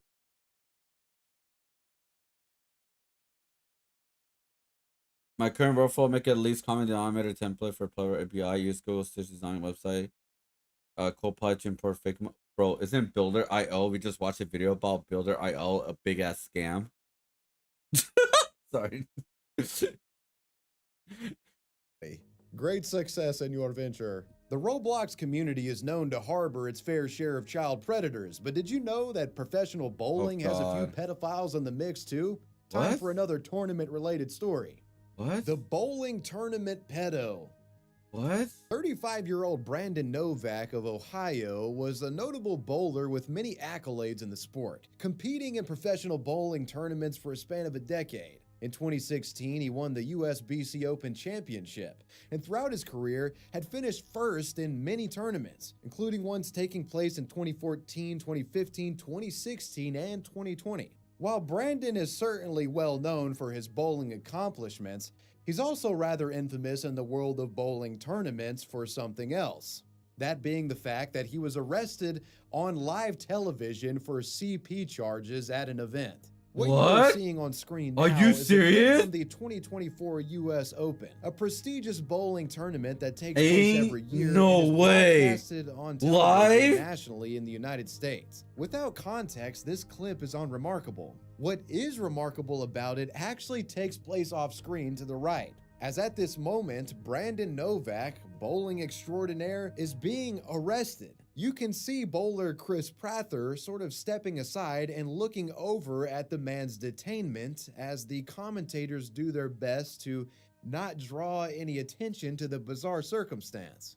No, it was great. Parker saw that what we were going through, and you know, honestly, it was nice having Bolin next to Justin and having Parker there to talk to when I needed someone to talk to. And boy, there was some times when I needed someone to talk to, and we all know that.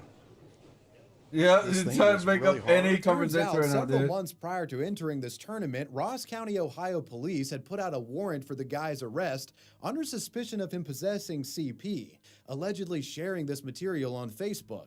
Authorities initially had difficulty in What? locating the man and making an arrest, but when they learned of his tournament attendance and him being there on live television, U.S. Marshals knew exactly where to find him, and at the tournament, they got their arrest. During interviews with police, Brandon would claim that he had purchased porn from someone on Snapchat and was unaware of the fact that there were nude images of children in it. However, What? he'd later recant that statement, saying that he was in fact aware of the illegal images and had taken steps to conceal them. Later that year, in April of 2024, Brandon would plead guilty to 15 CSAM-related charges, and in June of 2024, he was sentenced to 13 years and 3 months in prison. The man was also compelled to register as a Tier 2 sex offender, which means he'll be on the registry for 25 years with no legal way to appeal this. Thankfully, when it came to this guy's prosecution, he wasn't spared. That's With the price of just about everything That's going the up, happy we thought we'd story. bring He's our in prison. prices down. He's gonna have a very So to great help us, time in we prison, thought bro. Another striking story is that of a guy who got busted with an assault rifle on the way to a convention. This takes place on January 25th, 2025 at the Whitechapel train station in London, England. Travelers became concerned after noticing a man outside of the train dressed in tactical military garb, brandishing and pointing around what appeared to be an assault rifle. Was it Great. fake? Another mass shooting. Someone got their phone out and recorded the would-be shooter, who was seemingly preparing for something big. Now you might be wondering why nobody in the train station is freaking out. Well, big reveal. This guy was LARPing, and the AR was an airsoft replica. He was on his way to MegaCon, a Comic-Con style event taking place at the London Excel Center. And other people on the train were going there too, so, you They know, figured they kinda out, were in the know of why there was a fucking Black Yeah. Ops character doing emotes on the train. The British Transport Police later commented on the Twitter video that went viral. Every year around Comic-Con, we receive reports from people who have been alarmed by weapons being carried on the train. We assess and respond to every call we receive about a weapon. A police response can cause disruption and alarm to passengers, and if it's a prop, may mean that you've kept us away from more important incidents. For your sake, It's and very that of hard. everyone It's very else on the hard to train, tell. no matter how unrealistic you think they look, please keep your prop weapons out of sight while traveling. Police later caught up with the airsoft-wielding man who was described as being from South London and in his 20s. They actually arrested him on a ridiculous charge called suspicion of possession of an imitation firearm with intent to cause fear or violence. And he also got another count of possessing an offensive weapon. The guy was later released on bail, and as far as I can find, I don't think he was criminally prosecuted in any serious way. And that concludes our investigation of obscure... No, but honestly, I do understand why people will freak out a little bit because, again, it's one of those things you just don't know. So, yeah, even at cons, like, you're supposed to hide it. Not hide it, sorry. You're supposed to, like, when you try and get in, they weight it, and you're not allowed to add, like, certain material within your cosplay things, right? Like, no metal, nothing like that. Has to be all foam, and it's way more serious than it has ever been for a good reason. But yeah, if you're gonna do a gun thing, bro, dude, you have to, like, if it's for a convention, hide it, right? Because yeah, you just don't know, man. It's gonna freak out people, especially if they don't know. They're like, you know what I mean? Man is selling 300K worth of merch just to ruin your life to sell them for 4K. Yeah, like. He did it for $4,000, man. Like, are you serious? He did all that for $4,000. I work at conventions. They do have security, but usually someone with over $250,000 in merchandise would also order their own guard just for their own booth. They yeah, usually vendors don't steal from other vendors, but you can't just leave them in a $250,000 merch living around, which is true. That's what I'm saying. Because again, when you're setting up a booth, there's so much going on. No one's gonna see everything that what everybody else is doing. So like it's like we have a trust thing that we keep from each other for vendors. But if there's someone there that's not supposed to be there, I should probably not be saying this, but they could take advantage of certain things and they take something. Maybe nothing something big. I mean, it could be something big because again, the security is gonna be like, okay, you're good because they have a badge, or whatever. Like they just have to removing this right here because they no longer need it or whatever. It's like there's just so much going on. That's why as vendors, we watch each other's backs. You know, we got like we all do. Like we don't steal from anybody. We don't do that because again, why ruin our reputation or our like what do you call it our chance to do more vendors or have more booths in the future, all for the sake of an extra $1,000. You know what I mean? It's not worth or anything at all in general. So yeah.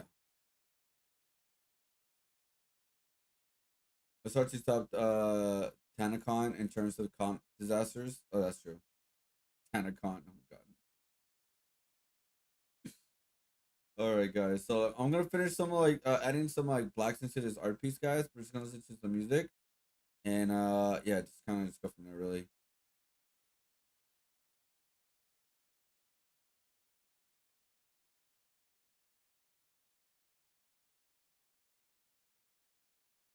Oh, he actually watched this video of why everything got closed early. Yeah, there's only very few stores that was open late. If you watched this video, actually, I think I did. COVID ruined this for me. You know. Hold up. They even. You could rely on something being open to go pick it up. Now the best you've got is slice and wait for anyone to wake up in the morning that were camping the lobby. Hold on, here we go. Used to keep their inside lobbies open relatively late, if not 24 hours in some places. But when COVID hit, most accelerated as most were not deemed essential and places killed Bed Bath & Beyond. Like yeah. Stores often had to limit the number of customers to come in at a time. It's stressful. This footage, and while I was sitting there in my car getting ready to go in, what animal does this? See, this is the kind of stuff that, like, if I was like, you'd go to jail for this. Straight, you just go to jail. I've had enough of this shit. This is ridiculous. What the fuck are we doing? What the hell are we doing? What the fuck is this? This shit pisses me off. It does. It's outrageous. Where's Cartnarks? No. Talking about jail. They're gonna have to worry. If you get, the thing is that, like, I would have a system where, like, if you get caught doing this, I put you on 10 hours. I'm being nice. of mandatory community service working at a location like this, pushing carts back up and collecting them. That's right. 10 whole hours? That's right. That's a... And that they'd called the police. You are trespassing. Holy shit. So What? I got in my car and I've been filming B-roll footage. What the because I'm going fuck? to do the video on why everything closes early. So I wanted Yeah. like footage of like nighttime stuff makes that's sense. closed. And I went to Safeway. The Safeway like in Piedmont, like right on the like Oakland Piedmont border. And I park in the parking lot, and Safeway is still open, by the way. Yeah. And I get on my camera, and I'm just like filming like shot of like a shopping cart in the parking lot, Yep. like I do, right? And all of a sudden, over the loudspeaker, this voice says, "You are trespassing. Please leave the area. You're being recorded." And I'm like, Yep. dude, what the fuck? Safeway's still open. Like, This is ridiculous that we let this shit happen. It is absolutely ridiculous we let this happen. So exactly like Singapore, they make you clean the street for a day if you get caught littering. Yeah, that's what you get. Yeah, police say this is CCP shit. No, it's not. What happens is it's not the government doing this. It's the rest. It's the places. The reason why the companies Policies. are doing this is because crime is not being accurately punished, and so Yeah, that's actually true. Anyways, but yeah, dude, like going late night and all that. No, but it's actually true. It was like the whole crime stuff like gone up and all that, or like petty theft, like you know, all like it's not really being treated as serious. You know, and that sucks.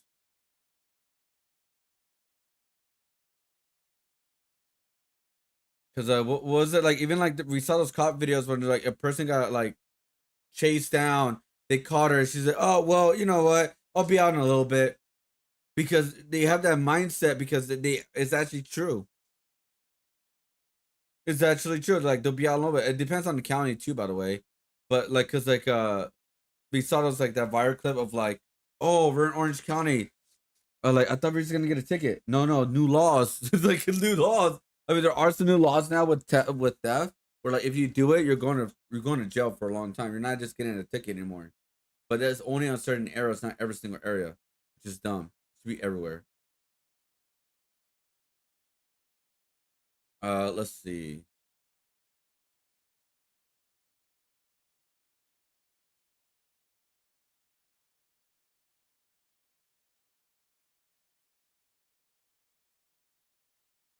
Gonna play a song right now and try to finish this up a little bit more.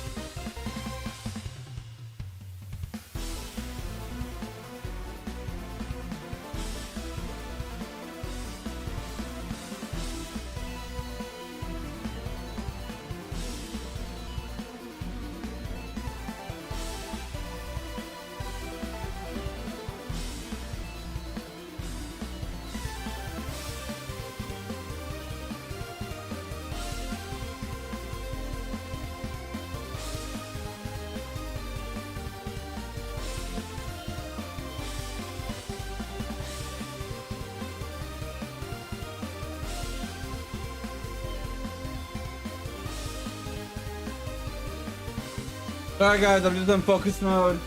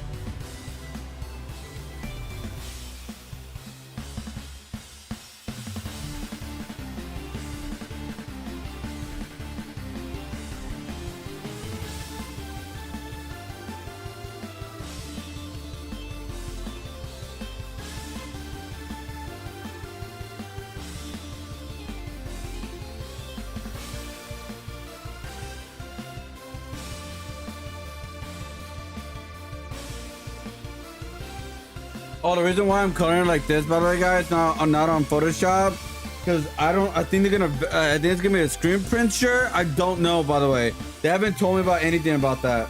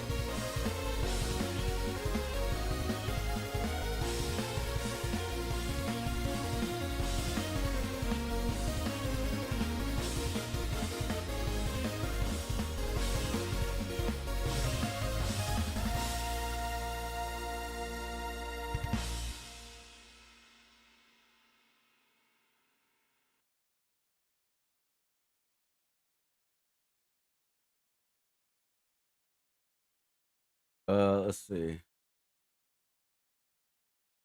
Even when your room is 80 degrees, your bed can be 55. That's the Pod, a cooling cover that fits over your current mattress. It cools with water, not air, circulated through thin tubes to keep your body at the perfect temperature. Where other beds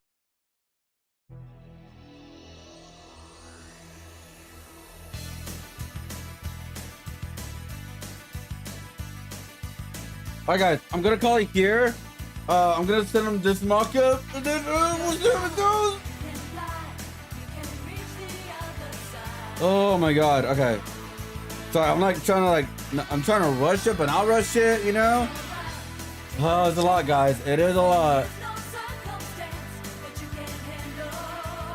Woo! Okay, I got this, guys. I got this. Woo! Wait, where's the mock-up real quick?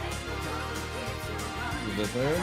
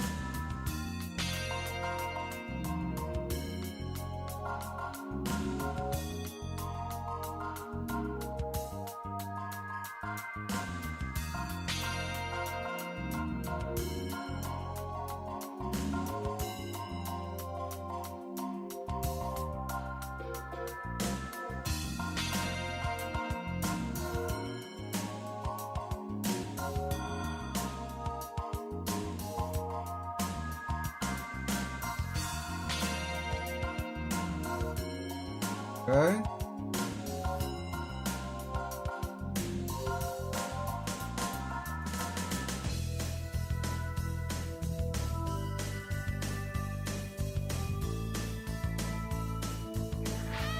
Maybe a little bit smaller, but